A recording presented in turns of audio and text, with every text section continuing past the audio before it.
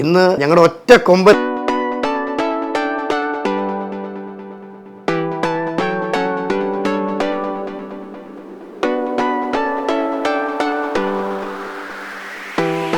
കറിച്ചട്ടിന്ന് ചട്ടുക എടുത്തൊരു അടി. എന്റെ പൊന്നവ് എന്നെ അടിക്കുന്നേ. ഫൈറ്റ് എന്ന് പറയുമ്പോൾ ഒരു ആർട്ടായിട്ട് തന്നെയാണ് എടുക്കുന്നത്. ആ ഫൈറ്റിനെ കുറിച്ച് പറയുകയാണെങ്കിൽ എനിക്കൊരു ആക്സിഡന്റ് ഒക്കെ ഉണ്ടായിട്ടുണ്ടായിരുന്നു US വെച്ചിട്ട്, കാർ ആക്സിഡന്റ് ആയിരുന്നു. അങ്ങനെ ഞാൻ തിരിഞ്ഞു നോക്കിയപ്പോഴാണ് ഇവിടെ മൊത്തം ചില്ലൊക്കെ കയറി കിടക്കുന്നത്. ഞാൻ ക്ലീൻ ചെയ്യുന്നു, അപ്പോൾ ഡോക്ടർ അവിടെ പെട്ടെന്ന് ഇത് കെട്ടുന്ന സമയത്ത് ഞാൻ ഊബർ ബുക്ക് ചെയ്യുന്നു. ഒരു സൈൻ, ഒരു പേപ്പറിൽ സൈൻ ചെയ്യണം. കാരണം അവർ ഞാൻ പോകുന്നതിന് ഇടയിൽ ഞാൻ മരണപ്പെട്ട അവരുടെ ഉത്തരവാദിത്തമല്ല. ഈ ആക്സിഡന്റിന് അത്രമേൽ എൻ്റെ ലൈഫിനെ ഇല്ലാതാക്കിയെന്ന് തോന്നിയത് എപ്പോഴായിരുന്നു? എനിക്ക് ഓർമ്മ വലിയ സീനായിട്ട് ഒന്നുമല്ല. അത് കഴിഞ്ഞിട്ട് ഞാൻ വന്ന് ചെയ്ത പടമാണ് ഏറാം.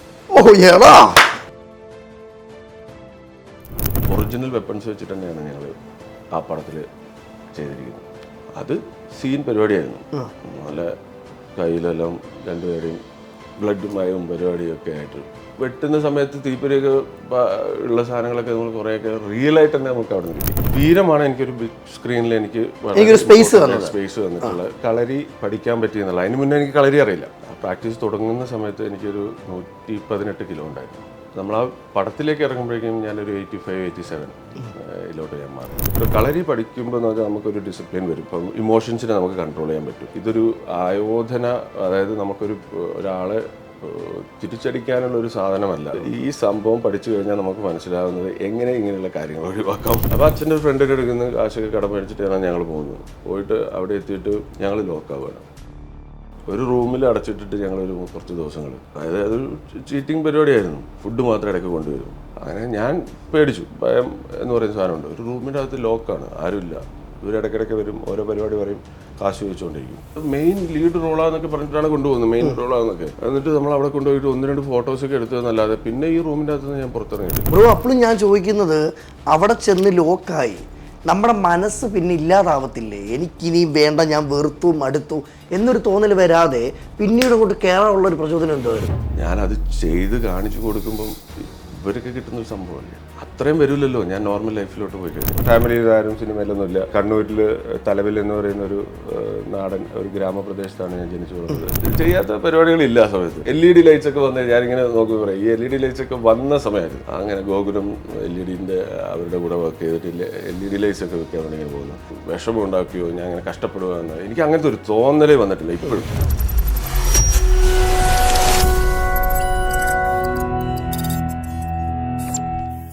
എല്ലാവർക്കും നമസ്കാരം. ഞാൻ അജിൻ വർഗീസ്. സെല്ലിലൂടെ മറ്റൊരു എപ്പിസോഡിലേക്ക് ഏവർക്ക് സ്വാഗതം. ഇന്ന് എന്നോടൊപ്പം ഉള്ളത് ഒരുപാട് ഹിറ്റ് സിനിമകളിൽ വില്ലൻ കഥാപാത്രം തൻ്റെതായ വ്യക്തിമുദ്ര പതിപ്പിക്കുകയും ഇന്ന് മലയാളികൾക്കെല്ലാം തൻ്റെ കഥ അറിയുവാനും എങ്ങനെ ഇവിടെ വന്നു, ഇവിടെ എത്തിച്ചേർന്നു, മലയാളികൾക്ക് ഇത്രമേൽ ഹിറ്റ് സമ്മാനിക്കാൻ എങ്ങനെ സാധിച്ചു എന്നതിനെല്ലാം ഉത്തരമാണ്. ശിവജിത്ത് ബ്രോ, നമസ്കാരം. നമസ്കാരം ബ്രോ. ഒത്തിരി സന്തോഷം കേട്ടോ. വലിയ സന്തോഷം. കാരണം ഇന്ന് ഞാൻ സംസാരിച്ചപ്പോൾ ഇത്രയും പാവം പിടിച്ച ഒരു വില്ലൻ ഉണ്ടോ എന്ന് ചോദിച്ചാൽ എന്നെനിക്ക് കാണാൻ പറ്റി കേട്ടോ നേരിട്ട്. അപ്പം എനിക്ക് അറിയേണ്ട കുറച്ച് കാര്യങ്ങളുണ്ട്. നമ്മുടെ പ്രാവിൻകൂടി ഷാപ്പല്ലേ, അതിൽ ആ കറിച്ചട്ടിന്ന് ചട്ടുക എടുത്തൊരു അടി. എൻ്റെ പൊന്നവ് എന്നെ അടിക്കുന്നേ. ആ ഫൈറ്റ് വളരെ നന്നായിട്ട് വന്നിട്ടുണ്ട് എന്നുള്ളതാണ് പൊതുവെ പ്രേക്ഷകരുടെ ഇടയിൽ നിന്ന് ഇപ്പോൾ കിട്ടിക്കൊണ്ടിരിക്കുന്നൊരു ഇത്. മൊത്തത്തിൽ പടം ഒരു നല്ലൊരു രീതിയിൽ പോകുന്നുണ്ട്. വ്യത്യസ്തമായിട്ടുള്ളൊരു മേക്കിംഗ് ആണ് അതിൻ്റെ. അതിന് ശ്രീരാജ് എന്ന് പറയുന്ന നമ്മുടെ ഡയറക്ടറിനാണ് ഫുൾ അതിൻ്റെ നമ്മളെ വിശ്വസിച്ച് ചെയ്യിപ്പിച്ചതിനല്ലേ. പുള്ളിയുടെ ഒരു വിഷൻ ഉണ്ട്, പുള്ളിയുടെ ഒരു സ്റ്റൈലുണ്ട്. നമ്മൾ ചിന്തിക്കാത്ത സ്ഥലത്ത് ഒരു ഡാർക്ക് കോമഡി മൂവിയും കൂടിയാണിത്. ഈ മൂവിയിലെല്ലാം ഉണ്ട്. അതിൽ പ്രണയമുണ്ട്, ഫൈറ്റ് ആണെങ്കിൽ അതുണ്ട്, ത്രില്ലറാണ്, അതുപോലെ തന്നെ കോമഡി, അതിന് ഡാർക്ക് കോമഡി മോഡാണ്. ഒരു പ്രത്യേക രീതിയിലാണ് അതിൻ്റെ ഒരു കട്ടുകളൊക്കെ പോയിട്ടിരിക്കുന്നത് മൊത്തത്തിൽ കാണുമ്പോൾ. പിന്നെ ഷൈജുക്കയുടെ ഒരു വിഷ്വൽ ബ്യൂട്ടി എന്ന് പറഞ്ഞാൽ ഗംഭീര പരിപാടിയായിട്ട് വന്നിട്ടുണ്ട്. ഞാൻ ഫസ്റ്റ് ഡേ എല്ലാ എൻ്റെ പടങ്ങളും ഫസ്റ്റ് ഡേ എല്ലാ ജനങ്ങളുടെ കൂടെ, അതായത് ഓഡിയൻസിൻ്റെ കൂടെ ഇരുന്ന് ഞാൻ കണ്ടിട്ടുള്ളൂ ഇതുവരെ. അപ്പോൾ അങ്ങനെ എനിക്കും എല്ലാവരുടെ കൂടെ ഇരുന്ന് കണ്ടപ്പം സന്തോഷമാണ്, ഭയങ്കര ഹാപ്പിയാണ്. ഈ ക്യാമറയുടെ മുന്നിൽ ആക്ഷൻ പറയുമ്പം എന്നോട് സംസാരിക്കുന്ന ശിവജിത്ത് അല്ലല്ലോ അതിൽ. ആ പാട്ട്, കാരണം ബാത്റൂം സീൻ എന്ന് പറയുമ്പം പട്ട ഫൈറ്റാ. അത് എത്ര ഷോട്ടുകളൊക്കെ ആയിരുന്നു? അത് ആ ഫൈറ്റ് ഫൈറ്റിനെ കുറിച്ച് പറയുകയാണെങ്കിൽ കലൈ മാസ്റ്ററാണ് മാർക്കോ ഒക്കെ ചെയ്തിട്ടുള്ള മാസ്റ്ററാണ്. മാസ്റ്റർ ഗംഭീര പരിപാടിയാണ് ചെയ്തിരിക്കുന്നത്. ഒരു 2 ദിവസം അതിൻ്റെ ഒരു ചെറിയൊരു റിഹേഴ്സൽ പരിപാടി ഉണ്ടായിരുന്നു. കാരണം കണ്ടാൽ മനസ്സിലാവും അതൊരു ഒറ്റ ഷോട്ടിലാണ് പോകുന്നത്. ഒറ്റ ഷോട്ടിൽ. അപ്പോൾ ആ സമയത്ത് നമ്മൾ അത് കോറിയോഗ്രാഫി ചെയ്യുമ്പോഴേക്കും നമുക്ക് കുറച്ച് ടൈം എടുക്കും. അപ്പോൾ അത് ഒഴിവാക്കാൻ വേണ്ടിയിട്ട് അതെന്താണോ കോറിയോഗ്രാഫി ചെയ്തിരിക്കുന്നത്, ഇതാണ് അതിൻ്റെ മൂവ്മെൻറ്റ്സ്, കാര്യങ്ങൾ ഇങ്ങനെ ആയിരിക്കും, ഇത് തുടങ്ങിക്കഴിഞ്ഞാൽ ഇവിടെയാണ് അവസാനിക്കുക എന്നുള്ള രീതിയിൽ ആ ഒരു 2 ദിവസം ഇതിനൊരു പ്രാക്ടീസ് സെഷൻ കിട്ടിയിട്ടുണ്ടായിരുന്നു. അപ്പോൾ അത് കഴിഞ്ഞിട്ട് നമ്മൾ അവിടെ എത്തുമ്പോൾ, പക്ഷെ നമ്മൾ പ്രാക്ടീസ് ചെയ്യുന്ന സമയത്ത് ആ സ്പേസ് ഇത്രേ ഉണ്ടാവുള്ളൂ എന്ന് നമ്മളൊരു ഇമാജിനറി ഒരു സംഭവമായിരിക്കുമല്ലോ. പക്ഷെ റിയൽ ആയിട്ട് നമ്മൾ ആ മൂത്രപ്പുര ഫൈറ്റ് എന്ന് പറയുന്നത് അവിടെ എത്തുമ്പോഴേക്കും അതിൽ വളരെ ചെറിയൊരു സ്പേസ് തന്നെയാണ്. പിന്നെ അതിൽ കണ്ടിരിക്കുന്ന ആ ബ്രിക്സ് എന്ന് പറഞ്ഞു കഴിഞ്ഞാൽ എല്ലാം ഫേക്ക് അല്ല, അതിൽ ഒറിജിനൽ ബ്രിക്സ് ഉണ്ട്, ഫേക്ക് ആയിട്ടില്ല. നമുക്ക് കാണാനും ഏതാണെന്ന് നമുക്ക് പോലും അറിയില്ല. അപ്പോൾ ആ സമയത്ത് അവിടെ ഉണ്ടാകുന്ന അതായത് നമുക്ക് കിട്ടിയിട്ടുള്ള ഇഞ്ചുറീസ് ഒക്കെ എന്ന് പറഞ്ഞാൽ നല്ല രസമുള്ള കുറച്ച് പരിപാടിയൊക്കെ കിട്ടിയിട്ടുണ്ട്. കാണുന്നവർക്ക് അറിയത്തില്ലല്ലോ. ഇല്ലില്ല, പക്ഷേ ഞാനത് ഭയങ്കരമായിട്ട് ആസ്വദിക്കുന്ന ഒരാളാണ്. അപ്പോൾ കുറച്ചും കൂടി ഫൈറ്റ് എന്ന് പറയുമ്പോൾ ഒരു ആർട്ടായിട്ട് തന്നെയാണ് എടുക്കുന്നത്. നമ്മളിപ്പോൾ ഒരു ആർട്ട് ഫോം ചെയ്യുന്ന പോലെ തന്നെയാണ് ഫൈറ്റ്. അപ്പം അത് ഞാൻ പറയാൻ കാരണം, ഞാൻ ഇതിന് മുന്നേ ചെയ്തത് ARMൽ കളരിയാണ് ചെയ്തത്. വീരം എന്ന് പറയുന്ന പടത്തിലാണ് ഞാൻ ആദ്യം വന്നത്, അതിലും കളരിയാണ് ചെയ്തത്. കൽക്കിയിലാണെങ്കിൽ അതൊരു ബോക്സിങ് കൂടി ചെയ്യുന്ന ഒരാളുടെ രീതിയിലുള്ളൊരു വേറൊരു ടൈപ്പ് ഒരു ഫൈറ്റാണ്. അപ്പോൾ എല്ലാ ഫൈറ്റിനും അതിൻ്റെതായ ഒരു ആർട്ടിൻ്റെ ഒരു ഫോമുണ്ട്. അതും എല്ലാം സിനിമകളിലും ഫൈറ്റ് ശിവജിത്ത് ചെയ്യുമ്പോഴും പല ടൈപ്പാണ്. അത് അങ്ങനെ ആവാനാണ് എനിക്ക് താല്പര്യം. ചെയ്ത സാധനം വീണ്ടും ചെയ്യുക എന്ന് പറയുന്നത് എനിക്കും അതൊരു വലിയ ഇതായിട്ട് തോന്നുന്നില്ല. പുതിയ പുതിയ കാര്യങ്ങൾ ഇങ്ങനെ ചെയ്ത് പോവുക. അപ്പോൾ അതുകൊണ്ട് തന്നെ ഞാൻ നമ്പർ ഓഫ് മൂവീസ് എനിക്ക് കുറവാണ് ഞാൻ എടുക്കുന്നത്. കാരണം എനിക്ക് നെക്സ്റ്റ് എന്ത് ചെയ്യാൻ പറ്റും, നെക്സ്റ്റ് ലെവൽ എന്ത് ചെയ്യാൻ പറ്റും എന്ന് ഞാൻ എപ്പോഴും ചിന്തിക്കാറുണ്ട്. അപ്പോൾ ചെയ്ത് വെച്ചത് വീണ്ടും ചെയ്യുമ്പം അങ്ങനെയല്ല, കുറച്ച് പടങ്ങളാണ് ചെയ്തെങ്കിൽ കൂടി അതൊരു യുണീക്കായിട്ടൊരു പരിപാടി ചെയ്യാന്നുള്ളത് ഞാൻ ഫോക്കസ് ചെയ്യാറുണ്ട്. അതായത് ശിവജിത്ത് പറയുന്നത് 100 പടം ചെയ്യുന്നതിലല്ല, ഒരു പടമേ ചെയ്യുന്നുള്ളത് ഒരു സിഗ്നേച്ചർ പതിപ്പിക്കണം അല്ലേ? അത് അങ്ങനെയാണ് ഞാൻ ആ രീതിയിലാണ് ഞാൻ മുന്നോട്ട് പോകുന്നത്. അത് എത്രത്തോളം നമുക്ക് പോകാൻ പറ്റുമെന്ന് അറിയില്ല. ഇതുവരെയും അങ്ങനെയാണ്. അതെ. അതിനെനിക്ക് പറയാനുള്ളത്, ഞാൻ ആദ്യം വീരം എന്ന സിനിമ കഴിഞ്ഞപ്പം അതിൽ ഓൾമോസ്റ്റ് എനിക്കൊരു മെയിൻ ലീഡ് പരിപാടി തന്നെയായിരുന്നു. ആരോമൽ ചേകവർ. വീരം എന്ന സിനിമയിലാണ് തുടക്കം കുറിക്കുന്നത്. ഫസ്റ്റ് ഞാൻ എൻ്റെ ഒരു ബിഗ് സ്ക്രീനിൽ വലിയ ഇതായിട്ട് വരുന്ന വീരമാണ്. ഇതിന് മുന്നേ കുറേ കഥകളും കാര്യങ്ങളൊക്കെ ഉണ്ട്, സിനിമയിൽ ഉള്ള യാത്രകളുണ്ട്. വീരമാണ് എനിക്കൊരു ബിഗ് സ്ക്രീനിൽ എനിക്ക് സ്പേസ് തന്നിട്ടുള്ള വീരം. അത് ജയരാജ് സാറിൻ്റെ കൂടെ ചെയ്യുന്നത്. അപ്പം അതിൻ്റെ ഒരു എക്സ്പീരിയൻസ് എന്ന് പറഞ്ഞു കഴിഞ്ഞാൽ കളരി പഠിക്കാൻ പറ്റിയെന്നുള്ള. അതിന് മുന്നേ എനിക്ക് കളരി അറിയത്തില്ല. വീരത്തിലൂടെയാണ് കളരിയിലോട്ട് തുടക്കം കുറിക്കുന്നത്. വീരം കിട്ടി കഴിയുമ്പോൾ ജയരാജ് സാർ പറഞ്ഞു നീ കളരി പഠിക്കാൻ സ്റ്റാർട്ട് ചെയ്തോ എന്ന് പറഞ്ഞു. പക്ഷെ അത് ഷൂട്ട് തുടങ്ങാൻ വേണ്ടി കുറച്ച് ഒരു ഗ്യാപ്പ് ഉണ്ടായിരുന്നു. അതുകൊണ്ട് എനിക്കൊരു 1.5 വർഷത്തോളം കളരി പഠിക്കാൻ പറ്റി. നിർത്താതെ തന്നെ ആ ഒരു പിന്നെ ശിവകുമാർ ഗുരുക്കളുടെ കൂടെ എൻ്റെ ഏറ്റവും അടുത്ത ഒരു ആളാണ്. ഇപ്പോഴും സ്റ്റിൽ ആ ഒരു ബന്ധവും കളരിയും എല്ലാം പ്രാക്ടീസ് ചെയ്തുകൊണ്ട് പോകുന്നുണ്ട്. CVN കളരിയിൽ കൊല്ലത്താണ് ഞാൻ പോയി പഠിച്ചത്. അപ്പോൾ അവിടെ ആ കളരിയിൽ നിന്ന് പഠിക്കുക ചെയ്തത്. ആ സമയത്ത് വേറെ എവിടെയും പോവാതെ എല്ലാ ദിവസവും പ്രാക്ടീസ് ചെയ്ത് രാവിലെ ഒരു 5-6 ആകുമ്പോഴേക്കും എത്തും. 12 വരെ എന്തായാലും അവിടെ പ്രാക്ടീസ് ഉണ്ടാവും. ആ പ്രാക്ടീസ് തുടങ്ങുന്ന സമയത്ത് എനിക്കൊരു 118 കിലോ ഉണ്ടായിരുന്നു. 118 കിലോ ഉണ്ടായിരുന്നു. അത്രയും വെയിറ്റ് എനിക്കുണ്ടായിരുന്നു. അപ്പം നമ്മൾ ആ പടത്തിലേക്ക് ഇറങ്ങുമ്പോഴേക്കും ഞാനൊരു 85-87 ഇതിലോട്ട് ഞാൻ മാറി. ആ ക്യാരക്ടറിന് വേണ്ടിയിട്ട് ആ ഒരു രൂപവും അതോടുകൂടി അതിൻ്റെ കൂടെ വർക്കൗട്ടും ഉണ്ട്, ജിമ്മും ചെയ്യണം, കാരണം ഫിസിക്കും കൂടി കാണിക്കണം. അപ്പോൾ ആരോമൽ ചേകവർ എന്ന് പറയുന്നത് ഞാൻ കേട്ടിട്ടുള്ള അല്ലെങ്കിൽ നമ്മൾ അറിഞ്ഞിട്ടുള്ള കഥാപാത്രം ആ ഒരു വ്യക്തിയോട് നമ്മളൊരു കൂറ് പുലർത്തണമല്ലോ. തീർച്ചയായിട്ടും. അപ്പം പിന്നെ എനിക്ക് പേഴ്സണലി എന്ന് പറഞ്ഞു കഴിഞ്ഞാൽ സാധാരണക്കാർ നന്നായിട്ടുണ്ട്, കളരി നന്നായിട്ടുണ്ട് എന്ന് പറയുന്നതിലും ഇതായിരിക്കണം കളരി അറിയുന്നവർ അല്ലെങ്കിൽ ഗുരുക്കന്മാർ, കളരി ഒരുപാട് വർഷം പഠിച്ച ആൾക്കാർ പരിപാടി അടിപൊളിയായിട്ടുണ്ട് എന്ന് പറയുമ്പോൾ കിട്ടുന്നത് വേറെ വർഷങ്ങളായിട്ട് ചെയ്യുന്നതാണ്. അപ്പം ഓരോ സംഭവങ്ങൾ ചെയ്യുമ്പോഴും ഞാൻ അതിനെ ഡീറ്റെയിൽ ആയിട്ട് പഠിക്കാൻ ശ്രമിക്കും. എത്രയാണെങ്കിലും അതിൻ്റെ ആഴത്തിലോട്ട് പോയിട്ട് പഠിച്ചിട്ട് മാത്രമേ അത് കാണിക്കുള്ളൂ. കാരണം അവർക്കൊരു മോശം ഉണ്ടാക്കരുത്. അത് ശ്രമിക്കും. എത്രത്തോളം വന്നു എന്നുള്ളത് നമുക്ക് പിന്നെ ഈ കളരി പഠിച്ചത് മുന്നോട്ടുള്ള കരിയറിൽ ഗുണം ചെയ്തോ? പിന്നെ തീർച്ചയായിട്ടും ചെയ്തു. കളരി എന്ന് പറയുന്നത് എനിക്കത് ഭയങ്കരമായിട്ട് അത് ഈ കേരളത്തിൽ കുറച്ചും കൂടി നമ്മൾ പണ്ടൊക്കെ കളരി കണ്ടുകൊണ്ടിരിക്കുന്നതാ കോമഡി ആയിട്ടൊക്കെയാണ്. തീർച്ചയായിട്ടും. കളരിക്കാരും മറ്റേത് കുറേ പടങ്ങളിൽ അങ്ങനെ വന്നിട്ടുണ്ട്. അപ്പോൾ നമുക്ക് അത്രയും ഇമ്പോർട്ടൻസ് ഇല്ല. പക്ഷേ നമുക്ക് മുന്നേ വടക്കം വീരതയിലാണ് ഇതിൻ്റെ വേറൊരു വേർഷൻ കിട്ടിയിട്ട് ആ പടം ഒരുപാട് പ്രാവശ്യം ഞാൻ കണ്ടിട്ടുള്ള ഒരു വ്യക്തിയാണ്. അപ്പോൾ പിന്നീടൊന്നും അങ്ങനെ കളരിക്ക് പിന്നെ തച്ചോളി വർഗീസ് ചേവർ ലാലേട്ടൻ ചെയ്തില്ല. ലാലേട്ടനൊക്കെ കളരി പഠിച്ച ഒരു വ്യക്തിയാണ്. അപ്പം ഞാൻ നോക്കി കണ്ടതെന്ന് വെച്ചാൽ ലാലേട്ടൻ്റെയൊക്കെ ഫൈറ്റിലും എല്ലാ ഫൈറ്റ് വരുമ്പോഴും എല്ലായിടത്തും ഒരു കളരിയുടെ ഒരു മയമുണ്ട്. കളരി മയം മാത്രമല്ല, അതിനൊരു ഒരു രസമുണ്ട്, ഒരു വഴക്കം, ഒരു ആർട്ടൊക്കെ ഉണ്ട്. അപ്പോൾ അത് കാണാൻ ഭയങ്കര രസമാണ്. അപ്പം ഡീറ്റെയിൽ ആയിട്ട് ആ കളരി പഠിക്കുക, അത് പിന്നീടും എനിക്ക് ഗുണം ചെയ്യുന്നുള്ളത് അറിയാം. പല രീതിയിലോട്ട് നമുക്ക് അതിനെ മാറ്റാൻ പറ്റും. കളരിക്ക് മുന്നേ ഉള്ളൊരു ജീവിതം, കളരിക്ക് ശേഷമുള്ള ജീവിതം എന്ന് എനിക്ക് രണ്ടും കറക്റ്റായിട്ട് പറയാൻ പറ്റും. ലൈഫ് മാറ്റിക്കും. അതായത് മുന്നേ കുറച്ച് നമ്മൾ ലൈഫിൽ ഒരുപാട് അനുഭവിച്ചൊക്കെ ഒരുപാട് മുന്നോട്ട് വരുമ്പോൾ നമ്മൾ പല കാര്യങ്ങളും, നമ്മളെ ചിന്തകളും കാര്യങ്ങളും സ്വഭാവം എല്ലാം എൻ്റെ അത്രയും ഒരു നല്ല രീതിയിലല്ല എന്നുള്ളത് മനസ്സിലാക്കി തന്നത് ആഫ്റ്റർ കളരി പഠിക്കുമ്പോൾ എന്ന് പറഞ്ഞാൽ നമുക്കൊരു ഡിസിപ്ലിൻ വരും. ഇപ്പം ഇമോഷൻസിനെ നമുക്ക് കൺട്രോൾ ചെയ്യാൻ പറ്റും. പിന്നെ ഇതൊരു ആയോധന, അതായത് ഒരാളെ തിരിച്ചടിക്കാനുള്ള ഒരു സാധനമല്ല. നമുക്ക് ഇത് ഈ സംഭവം പഠിച്ചു കഴിഞ്ഞാൽ നമുക്ക് മനസ്സിലാവുന്നത് എങ്ങനെ ഇങ്ങനെയുള്ള കാര്യങ്ങൾ ഒഴിവാക്കാം, കൂടുതൽ എങ്ങനെ അങ്ങനെയുള്ളൊരു സിറ്റുവേഷനിൽ നമുക്ക് എങ്ങനെ അതിനെ എടുക്കാം എന്നുള്ളതാണ്. അല്ലാതെ നമ്മളിത് പഠിച്ചിട്ട് ആരെയും പോയി ഫൈറ്റ് ചെയ്യാൻ വേണ്ടി പോകാന്നുള്ളൊരു മനസ്സ് വരികയില്ല. എനിക്കൊന്ന് കളരി പഠിക്കുന്നതിന് മുമ്പ് എത്ര അടി ഉണ്ടാക്കുന്നവനാണെങ്കിലും ഒരു പക്ഷെ പഠിച്ചു കഴിയുമ്പോൾ ക്ഷമ വരും അല്ലേ? ആ പരിസരത്ത് നമ്മൾ പോകാൻ താല്പര്യപ്പെടില്ല. അല്ലെങ്കിൽ അങ്ങനത്തെ ഒരു സിറ്റുവേഷനിൽ നമുക്ക് ഇരിക്കുമ്പോൾ ഭയങ്കരമായിട്ടൊരു ഇറിറ്റേഷൻ വരും. കുറച്ചൊക്കെ ചിലപ്പം കിട്ടും. അപ്പോൾ ഇനിയിപ്പം ഞങ്ങൾക്ക് പ്രേക്ഷകർക്കും എനിക്കും അറിയേണ്ട കാര്യം, ഇന്ന് ഞങ്ങളുടെ ഒറ്റ കൊമ്പനാണ് ശിവജിത്ത്. തിയേറ്ററുകളിലും ഞങ്ങളുടെ മലയാളി മനസ്സുകളിലും ഇതിലെല്ലാവരുടെയും പിന്നിൽ ഒരു തുടക്ക കഥയുണ്ടല്ലേ? ആരും പൊട്ടി വീണ് മുളയ്ക്കോ അല്ലെങ്കിൽ ഒരു സുപ്രഭാതി സിനിമയിൽ വന്നൊരു വ്യക്തിയല്ല. ഞാൻ കേട്ടൊരു കാര്യം, ഒരുപാട് ട്രൈ ചെയ്തിട്ടുണ്ട് അല്ലേ? ഉണ്ട്, ട്രൈ ചെയ്തിട്ടുണ്ട്. അപ്പം എവിടാണ് വീട്, അല്ലെങ്കിൽ ഈ ഒരു സിനിമയിലോട്ട് എത്തപ്പെട്ടത് എങ്ങനെയാണ്? പറയുകയാണെങ്കിൽ കുറേ പുറകോട്ടുണ്ട്, കുറേ കഥകളുണ്ട്. എല്ലാം ഇല്ലെങ്കിലും ഞാൻ കുറച്ച് കാര്യങ്ങൾ പറയാം. സത്യം പറഞ്ഞാൽ ഇത് എൻ്റെ ഒരു പേഴ്സണലായിട്ട് ഞാൻ ഒറ്റയ്ക്ക് ഇരുന്ന് ഇന്റർവ്യൂ കൊടുക്കുന്ന എനിക്ക് തോന്നുന്ന ആദ്യത്തെ ഒരു പരിപാടിയാണ്. എന്താണെന്നറിയില്ല, അങ്ങനെ വന്ന് ഇരുന്നിട്ടില്ല.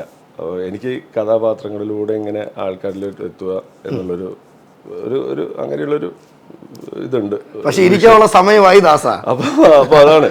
അപ്പോൾ എല്ലാവരും പറയും, എൻ്റെ കൂടെയുള്ളവർ പറയും, ബ്രോ പറയണം, അല്ലെങ്കിൽ നമ്മൾ ചിലപ്പോൾ ആർക്കെങ്കിലും ഇത് പ്രചോദനമാകാം, ചിലപ്പോൾ ഇത് വേറെ രീതിയിലെടുക്കാം. എനിവേ, എന്തായാലും നമുക്ക് സംസാരിക്കുന്നതിൽ എനിക്ക് ബുദ്ധിമുട്ടില്ല. ഇപ്പം ശരിക്കും ഞാൻ ആർട്ട് എന്ന് പറയുന്ന പരിപാടി തുടങ്ങുന്നത് 4th സ്റ്റാൻഡേർഡിൽ പഠിക്കുന്ന സമയത്ത്, 4ാം ക്ലാസ്സിൽ പഠിക്കുന്ന സമയത്ത് എൻ്റെ അമ്മായി, കലാമണ്ഡലം വിമലാദേവി എന്ന് പറഞ്ഞ എൻ്റെ അമ്മായി എൻ്റെ പെങ്ങളെയും നമ്മുടെ നാട്ടിലൊരു ചെറിയൊരു ഡാൻസ് പഠിപ്പിക്കാൻ വേണ്ടിയിട്ട് നാട്ടിൽ വരുന്ന സമയത്ത് അതിൻ്റെ കൂട്ടത്തിൽ തള്ളി വിട്ടിട്ട് പഠിക്കാൻ വേണ്ടിയിട്ട് വിട്ടൊരു ഇതാണ് ഞാൻ. എനിക്ക് പൊതുവേ ഭയങ്കര, അന്ന് ആ സമയത്ത് ഞാൻ പഠിച്ചിരിക്കുന്നത് ഭരതനാട്യം, കുച്ചിപ്പുടി, ഇങ്ങനെയുള്ള നൃത്ത പരിപാടികളാണ് കൂടുതലും ആ സമയത്ത് പഠിപ്പിച്ചത്. അപ്പോൾ ആ ഒരു പ്രായത്തിൽ നമുക്കത് പഠിച്ചു, ഓക്കെ എനിക്ക് അവിടെ പോയി അത് പഠിക്കണം, പെർഫോം ചെയ്യണം എന്നുള്ള ഒരു രീതിയിലും എനിക്ക് മൈൻഡിലില്ല. നമുക്ക് കൂടുതലും കൂട്ടുകാരെ കൂടെ കളിക്കാൻ പോവുക, കുളമുണ്ട്, കുളത്തിൽ പോയി ചാടുക, ഫുട്ബോൾ കളിക്കുക, ഇങ്ങനെയുള്ള പരിപാടികളാണ് താല്പര്യം. പക്ഷേ ഫോഴ്സ്ഫുള്ളി ആണ് ചെയ്തത്. ഫോഴ്സ്ഫുള്ളി ചെയ്ത് കഴിഞ്ഞാലും നമ്മൾ ഒരു പീരീഡ് എത്തുമ്പോൾ നമ്മൾ ഇതിൻ്റെ ഒരു രസം, ഒരു ആർട്ട് ഇത് ചെയ്യുമ്പോൾ ഉണ്ടാകുന്ന ഒരു സംഭവമുണ്ട്, അതിലോട്ടെത്തി. അങ്ങനെ 98-99 2 വർഷം സ്റ്റേറ്റ് കലാപ്രതിഭയാകും ചെയ്തു. അങ്ങനെ അതും ഞാൻ പറയുന്നത് വെച്ചാൽ ഈ ഗുരുക്കന്മാരും എൻ്റെ പാരൻസും എല്ലാം ഉണ്ടാകുന്ന ഒരു സപ്പോർട്ടുണ്ട് മൊത്തത്തിലുള്ള. ആ സപ്പോർട്ടിലാണ് എത്തുന്നത്. അല്ലാതെ ഒരു 14 വയസ്സുള്ള ഒരു ആൾ ഒരിക്കലും ഓക്കെ എനിക്ക് ഇങ്ങനെ ആവണം അല്ലെങ്കിൽ ഇതാവണം എന്നുള്ള ചിന്ത ചിലവർക്ക് ഉണ്ടാവുമായിരിക്കും, പക്ഷേ എനിക്കുണ്ടായിട്ടില്ല. ഫോഴ്സ്ഫുള്ളി ആണെങ്കിലും നമ്മളത് ചെയ്യുന്ന സമയത്ത് അത് ഏറ്റവും പെർഫെക്ഷൻ അല്ലെങ്കിൽ ഏറ്റവും പെർഫെക്റ്റ് ആയിട്ട് ചെയ്യുക എന്നുള്ളത് ആ ചെറുപ്പത്തിലേ എനിക്കുണ്ട്. അങ്ങനെ ഏത് കാര്യം ചെയ്യുമ്പോൾ ഇപ്പോൾ ഭരതനാട്യം എന്ന് പറയുന്ന ഒരു സംഭവം ചെയ്യുമ്പോഴും എനിക്ക് കിട്ടിയിട്ടുള്ള ഒരു ഭാഗ്യം എന്ന് പറഞ്ഞാൽ അമ്മായി ആണെങ്കിൽ കൂടി പല രീതിയിലുള്ള പല വലിയ ആർട്ടിസ്റ്റുകളുടെ അടുത്ത് പോയിട്ട് അവരുടെ അടുത്ത് പോയിട്ട് പ്രാക്ടീസ് ചെയ്യിപ്പിച്ചിട്ട് എന്നെ കുറച്ചും കൂടി നെക്സ്റ്റ് ലെവലിലോട്ട് കൊണ്ടുവരാൻ വേണ്ടിയിട്ട് അവരും ഹെൽപ്പ് ചെയ്തിട്ടുണ്ട്. അപ്പോൾ എല്ലാ ടീച്ചേഴ്സും അത് ചെയ്യണമെന്നില്ല, ഇല്ല, തീർച്ചയായിട്ടും അവരവരുടേതായ രീതിയിൽ അങ്ങ് കൊണ്ടുപോകും. ഇതങ്ങനെയല്ലായിരുന്നു. അപ്പം അങ്ങനെ കൊണ്ടുവന്ന് ആ സമയത്തൊക്കെ എന്ന് പറഞ്ഞാൽ യൂത്ത് ഫെസ്റ്റ് ഉണ്ടല്ലോ, സ്കൂൾ യൂത്ത് ഫെസ്റ്റിൽ ഞാൻ പഠിക്കുന്ന സമയത്ത് മൂത്തടുത്ത സ്കൂളിൽ പഠിക്കുന്ന 14 ഐറ്റമാണ് സിംഗിൾ ഐറ്റംസ് ഞാൻ പങ്കെടുത്തത്. 14 എണ്ണത്തിന് ഞാൻ ചെയ്യാത്ത പരിപാടികൾ അന്നേരം കുറവാണ്. അതായത് ഭരതനാട്യം, കുച്ചിപ്പുടി, മോഹിനിയാട്ടം, ഫോക്ക് ഡാൻസ്, കഥകളി, ചാക്യാർകൂത്ത്, പിന്നെ അതുപോലെ ഓട്ടംതുള്ളൽ, പിന്നെ കന്നഡ പദ്യം ചൊല്ലൽ വരെ പങ്കെടുത്തിട്ടുണ്ട് ആ സമയത്ത്. അപ്പോൾ അതൊക്കെ എന്ന് വെച്ചാൽ യൂത്ത് ഫെസ്റ്റിവൽ വേണ്ടിയിട്ടുള്ളൊരു പരിപാടിയാണ്. ഫാൻസി ഡ്രസ്സ് അങ്ങനെയുള്ള എല്ലാം. നമ്മുടെ സ്കൂൾ കാലഘട്ടത്തിൽ യൂത്ത് ഫെസ്റ്റിവൽ എന്ന് പറഞ്ഞാൽ ഏറ്റവും ഹിറ്റ് ഭയങ്കര, അതായത് ഏഷ്യയിലെ ഏറ്റവും വലിയ കലോത്സവമാണ്. ഏഷ്യയിലെ കലോത്സവമായിട്ടാണ് കാണുന്നത് സ്കൂൾ യൂത്ത് ഫെസ്റ്റിവൽ. പിന്നെ മൃദംഗം പഠിച്ചിട്ടുണ്ട്, അത് കോമ്പറ്റ് ചെയ്തിട്ടുണ്ട്. അങ്ങനെ കുറേ പരിപാടികൾ ഇങ്ങനെ അതിൻ്റെ കൂടെ കണക്റ്റ് ആയിട്ടുള്ള ഒരുപാട് കാര്യങ്ങൾ പഠിക്കാൻ കഴിഞ്ഞു. ബേസിക് ആയിട്ടുള്ള കാര്യങ്ങളൊക്കെ കുറേ പഠിക്കാൻ കഴിഞ്ഞു. അത് കഴിഞ്ഞിട്ട് പിന്നെ ആ വർഷം തന്നെയാണ് സ്റ്റേറ്റിൽ 5 ഫസ്റ്റ് കിട്ടുന്നത്. അപ്പോൾ കലാപ്രതിഭയായി ആ വർഷം നമ്മുടെ കണ്ണൂരിന് ട്രോഫി കിട്ടി. ആ വർഷം തന്നെയാണ് നമ്മളെ ഏറ്റവും പ്രിയങ്കരനായ വിനീത് ശ്രീനിവാസനും കണ്ണൂരിനെ ബേസ് ചെയ്തിട്ട് മാപ്പിളപ്പാട്ടിനൊക്കെ ഫസ്റ്റ് കിട്ടുന്ന ആ വർഷമാണ്. ഞങ്ങളൊക്കെ ഒരു ടീമായിട്ടാണ് അവിടെ കണ്ണൂരിനെ ബേസ് ചെയ്തിട്ട് പോയിട്ടുള്ളത്. നെക്സ്റ്റ് ഇയറും ഇതേപോലെ കിട്ടി. പക്ഷേ 98 കലാപ്രതിഭയായിട്ട് നമ്മൾ ഫസ്റ്റ് ഒരു ഇൻ്റർവ്യൂ കൊടുത്തു, മാതൃഭൂമിക്ക് വേണ്ടിയിട്ട് ഞങ്ങൾ ഇൻ്റർവ്യൂ കൊടുത്ത സമയത്ത് ഇപ്പോഴും ഓർമ്മയുണ്ട്, ട്രിവാൻഡ്രം താജിൽ വെച്ചായിരുന്നു. എന്താണ് ഫ്യൂച്ചറിലാകാൻ ആഗ്രഹം എന്ന് എൻ്റെ അടുത്ത് ചോദിച്ചിട്ടുണ്ടായിരുന്നു. എല്ലാവരും ആ സമയത്ത് നോർമലി എല്ലാവരും പറയുന്നത് ഓക്കെ ഡോക്ടറാണോ എഞ്ചിനീയറാണോ ഇങ്ങനെയുള്ളൊരു സാധനമാണ്. പക്ഷേ എനിക്ക് അപ്പോഴും ഞാൻ പറഞ്ഞു എനിക്കൊരു നടനാകാനാണ് ആഗ്രഹം. ആ പത്രത്തിൽ ഫസ്റ്റ് ഹെഡിങ് വന്നത് അതാണ്, ഷിജിത് മോഹൻ നടനാകാൻ. അത് ഞാൻ ഇപ്പോഴും എൻ്റെ കൂടെ കൊണ്ട് നടക്കുന്നുണ്ട്, ആ വീട്ടിലുണ്ട് അതിൻ്റെ പത്ര കട്ടിങ് ഉണ്ട്. അപ്പം ആ നടനാവാൻ എന്ന് ഇൻ്റർവ്യൂ കൊടുത്തു. അന്ന് ഞാൻ ആദ്യമായിട്ട് കലാപ്രതിഭ കേട്ടിട്ട് താഴോട്ട് ഇറങ്ങി വരുമ്പോൾ ഞാൻ കാണുന്ന സിനിമയിലെ ആദ്യമായിട്ട് ഞാൻ കാണുന്ന ലോഹിത് സാറിനാണ്. അങ്ങനെ സാറ് നമ്പർ തന്നിട്ടുണ്ടായിരുന്നു, സംസാരിച്ചിട്ടുണ്ടായിരുന്നു. ഒരുപാട് കാലം അദ്ദേഹത്തിനുമായിട്ട് ഒരു ബന്ധം ഞാൻ ഉണ്ടായിരുന്നു. പല രീതിയിലും ഇടയ്ക്കിടയ്ക്ക് കോണ്ടാക്ട് ചെയ്യും. അപ്പോൾ സാർ അന്നേരം ഒരുപാട് പ്രാവശ്യം ഇതെങ്ങനെ സിനിമയിൽ വരും, നീ വരും, വെയിറ്റ് ചെയ്യും. നമുക്കങ്ങനെ ഒരു പ്രായത്തിൻ്റെ ഒരു ഇതുണ്ടല്ലോ. ആ സമയത്ത് ഞാൻ ഒരു ബാലതാരമായിട്ടും പറ്റില്ല, ഒരു ഹീറോമോ അങ്ങനത്തെ ഒരു സാധനം പറ്റില്ല. ഒരു പ്രത്യേക ഒരു ഏജാണ്. അന്ന് ഈ സൈസ് ഒക്കെ ഉണ്ടോ? ഇല്ല, അത്രയൊന്നുമില്ല. ഇതൊക്കെ പിന്നെ +2 ഒക്കെ കഴിഞ്ഞ ശേഷം പെട്ടെന്ന് അങ്ങോട്ട് അപ്പം അങ്ങനെ സാറുമായിട്ടുള്ള ഒരു കണക്ഷൻ ഉണ്ടായിരുന്നു. അപ്പം ഞാൻ ആ ഒരു 2000 മുതൽ ഓഡീഷൻസ് ഞാൻ കൊടുക്കാൻ തുടങ്ങിയിട്ടുണ്ട്. ഞാൻ ഷാജി കൈലാസ് സാറിന് ഓഡീഷൻസ് കൊടുത്തിട്ടുണ്ട് പണ്ട്. പിന്നെ ഹരിഹരൻ സാറ്, പിന്നെ ഫാസിൽ സാറിന് കൊടുത്തിട്ടുണ്ട്. ഒരുപാട് അലഞ്ഞിട്ടുണ്ട്. കൊടുത്തിട്ടുണ്ട്. പിന്നെ ഒരുപാട് ഇതിൻ്റെ പുറകെ നടന്നിട്ടുണ്ട്. അപ്പം പുറകെ നടക്കാതെ ഇത് കിട്ടില്ല. കാരണം എനിക്ക് വേറെ ഒരു സപ്പോർട്ട് ചെയ്യാനുള്ള ഫാമിലിയിൽ ആരും സിനിമയിലൊന്നുമില്ല. പിന്നെ കണ്ണൂരിൽ തലവിൽ എന്ന് പറയുന്നൊരു നാടൻ ഒരു ഗ്രാമപ്രദേശത്താണ് ഞാൻ ജനിച്ചു വളർന്നത്. അപ്പോൾ ഇത് എങ്ങനെ എത്താം എന്നുള്ളതൊന്നും അറിയില്ല. കുറേ സിനിമാ സെറ്റിൽ ഞാൻ പോയിട്ടുണ്ട് കാണാൻ വേണ്ടി. കന്മതത്തിൻ്റെ സിനിമാ സെറ്റിൽ ഞാൻ പോയിട്ടുണ്ട്. പിന്നെ അങ്ങനെ കുറേ സെറ്റുകളിൽ ഇങ്ങനെ പോകും, ആൾക്കാർ കാണും. അതൊക്കെ ഉള്ളു അന്ന്. പിന്നെ നമ്മൾ ചിത്രഭൂമി അന്നത്തെയുള്ള നാനായിലൊക്കെ പുറകിൽ നമുക്ക് അഭിനയിക്കാൻ ആഗ്രഹമുണ്ടെന്ന് പറഞ്ഞിട്ട് ഫോട്ടോ ഒക്കെ കൊടുത്തിട്ട് ഇങ്ങനെ കൊടുക്കുക, ഇങ്ങനെയൊക്കെയുള്ള കുറേ അങ്ങനെയാണ്. അതേ ഉള്ളൂ വഴി. ഇന്ന് നമുക്ക് കുറച്ചുകൂടി ഈസിയാണ്. ഇന്നൊരൊറ്റ ഫോൺ മതിയല്ലോ. ഫോൺ മതി. അല്ലെങ്കിൽ നമ്മൾ എന്തെങ്കിലും നമ്മുടെ കഴിവുകൾ കാണിക്കുക, അതിന് കൊണ്ടുവരാൻ സോഷ്യൽ മീഡിയാസ് ഉണ്ട്, പ്ലാറ്റ്ഫോമുകൾ കൂടുതലുണ്ട്. അപ്പോൾ പെട്ടെന്ന് നമുക്ക് റീച്ച് ചെയ്യാൻ പറ്റും. പിന്നെ ഡയറക്ടേഴ്സിനെ റീച്ച് ചെയ്യാൻ ഈസിയാണ്. മെസ്സേജുകൾ അയച്ചാൽ മതി. അങ്ങനെയുള്ള അന്ന് അതൊന്നുമില്ല. അന്ന് എല്ലാം ലെറ്ററിലൂടെ ഇങ്ങനെ പോവുക, എഴുതുക, ആഗ്രഹമുണ്ട് എന്ന് പറയുക, കുറേ ഫോട്ടോസ് വെക്കുക, അയക്കുക, ഫോൺ നമ്പർ വീട്ടിൽ വെക്കുക. ഫോണില്ലല്ലോ അന്ന്, മൊബൈൽ ഫോണില്ലല്ലോ. അങ്ങനെയൊക്കെയുള്ള ഒരു സമയമാണ്. പക്ഷേ ഞാനത് നിർത്തിയിട്ടില്ല. അതിങ്ങനെ പോയി എനിക്ക് തോന്നുന്നൊരു 14 വർഷം അതിൻ്റെ പുറകെ ഉണ്ടായിരുന്നു. ഒരു മടുപ്പ് തോന്നിയിട്ടില്ല? എനിക്ക് മടുപ്പ് തോന്നിയിട്ടില്ല. പക്ഷേ എൻ്റെ കൂടെ ഉള്ളവർക്ക് അവസാനം മടുപ്പായി. അതായത് എൻ്റെ എത്രയെന്ന് വെച്ചിട്ട് ആൾക്കാർക്ക് ഇങ്ങനെ സപ്പോർട്ട് ചെയ്യാൻ പറ്റും. ഫാമിലി ആയാലും എല്ലാവർക്കും നീ വേറെ എന്തെങ്കിലും പരിപാടിക്ക് നോക്കുക, അല്ലെങ്കിൽ വേറെ എന്തെങ്കിലും പണിക്ക് പോകുക. അപ്പം ഞാൻ പറയാം ഓക്കെ ഇതെല്ലാം നിർത്തി പോകാമെന്ന് പറയും. എങ്ങനെ പോയാലും തിരിച്ച് കറങ്ങി തിരിഞ്ഞ് അവിടെ വരും, ഇവിടെ വരുള്ളൂ. ഞാൻ ആനിമേറ്റർ ആയിരുന്നു, ബാംഗ്ലൂരിൽ വർക്ക് ചെയ്തുകൊണ്ടിരിക്കുന്ന സമയത്ത്. ഞാൻ കുറച്ച് നാളെ വർക്ക് ചെയ്തു, എനിക്ക് പറ്റുന്നില്ല. ആ സമയത്ത് ഞാൻ അവിടെ തിയേറ്റർ ചെയ്യുമായിരുന്നു. ചിപ്പി ഗാങ്ജി എന്ന് പറഞ്ഞിട്ട് വലിയൊരു തിയേറ്റർ ഗുരുവുണ്ട്, അദ്ദേഹത്തിൻ്റെ കൂടെ ഞാൻ വർക്ക് ചെയ്യായിരുന്നു. ആ ചെയ്യുന്ന സമയത്ത് ഒരു ദിവസം പുള്ളി പറയാണ് just go to Malayalam industry man and finally ഒന്നും കൂടി നോക്കൂ, ഒരു 6 മാസം കൂടി ജോലി ചെയ്തിട്ട് കാശുണ്ടാക്കുക, ആ കാശ് എടുത്തിട്ട് പോവുക, എന്നിട്ട് ട്രൈ ചെയ്യുക, മാക്സിമം ട്രൈ ചെയ്യുക, കഴിഞ്ഞിട്ടില്ലെങ്കിൽ ബാക്ക് ടു നോർമൽ ലൈഫിലോട്ട് വരിക എന്നുള്ളത്. ഞാൻ അന്ന് പോയി റിസൈൻ ചെയ്തു. പൈസ ഉണ്ടായിരുന്നു കയ്യില്?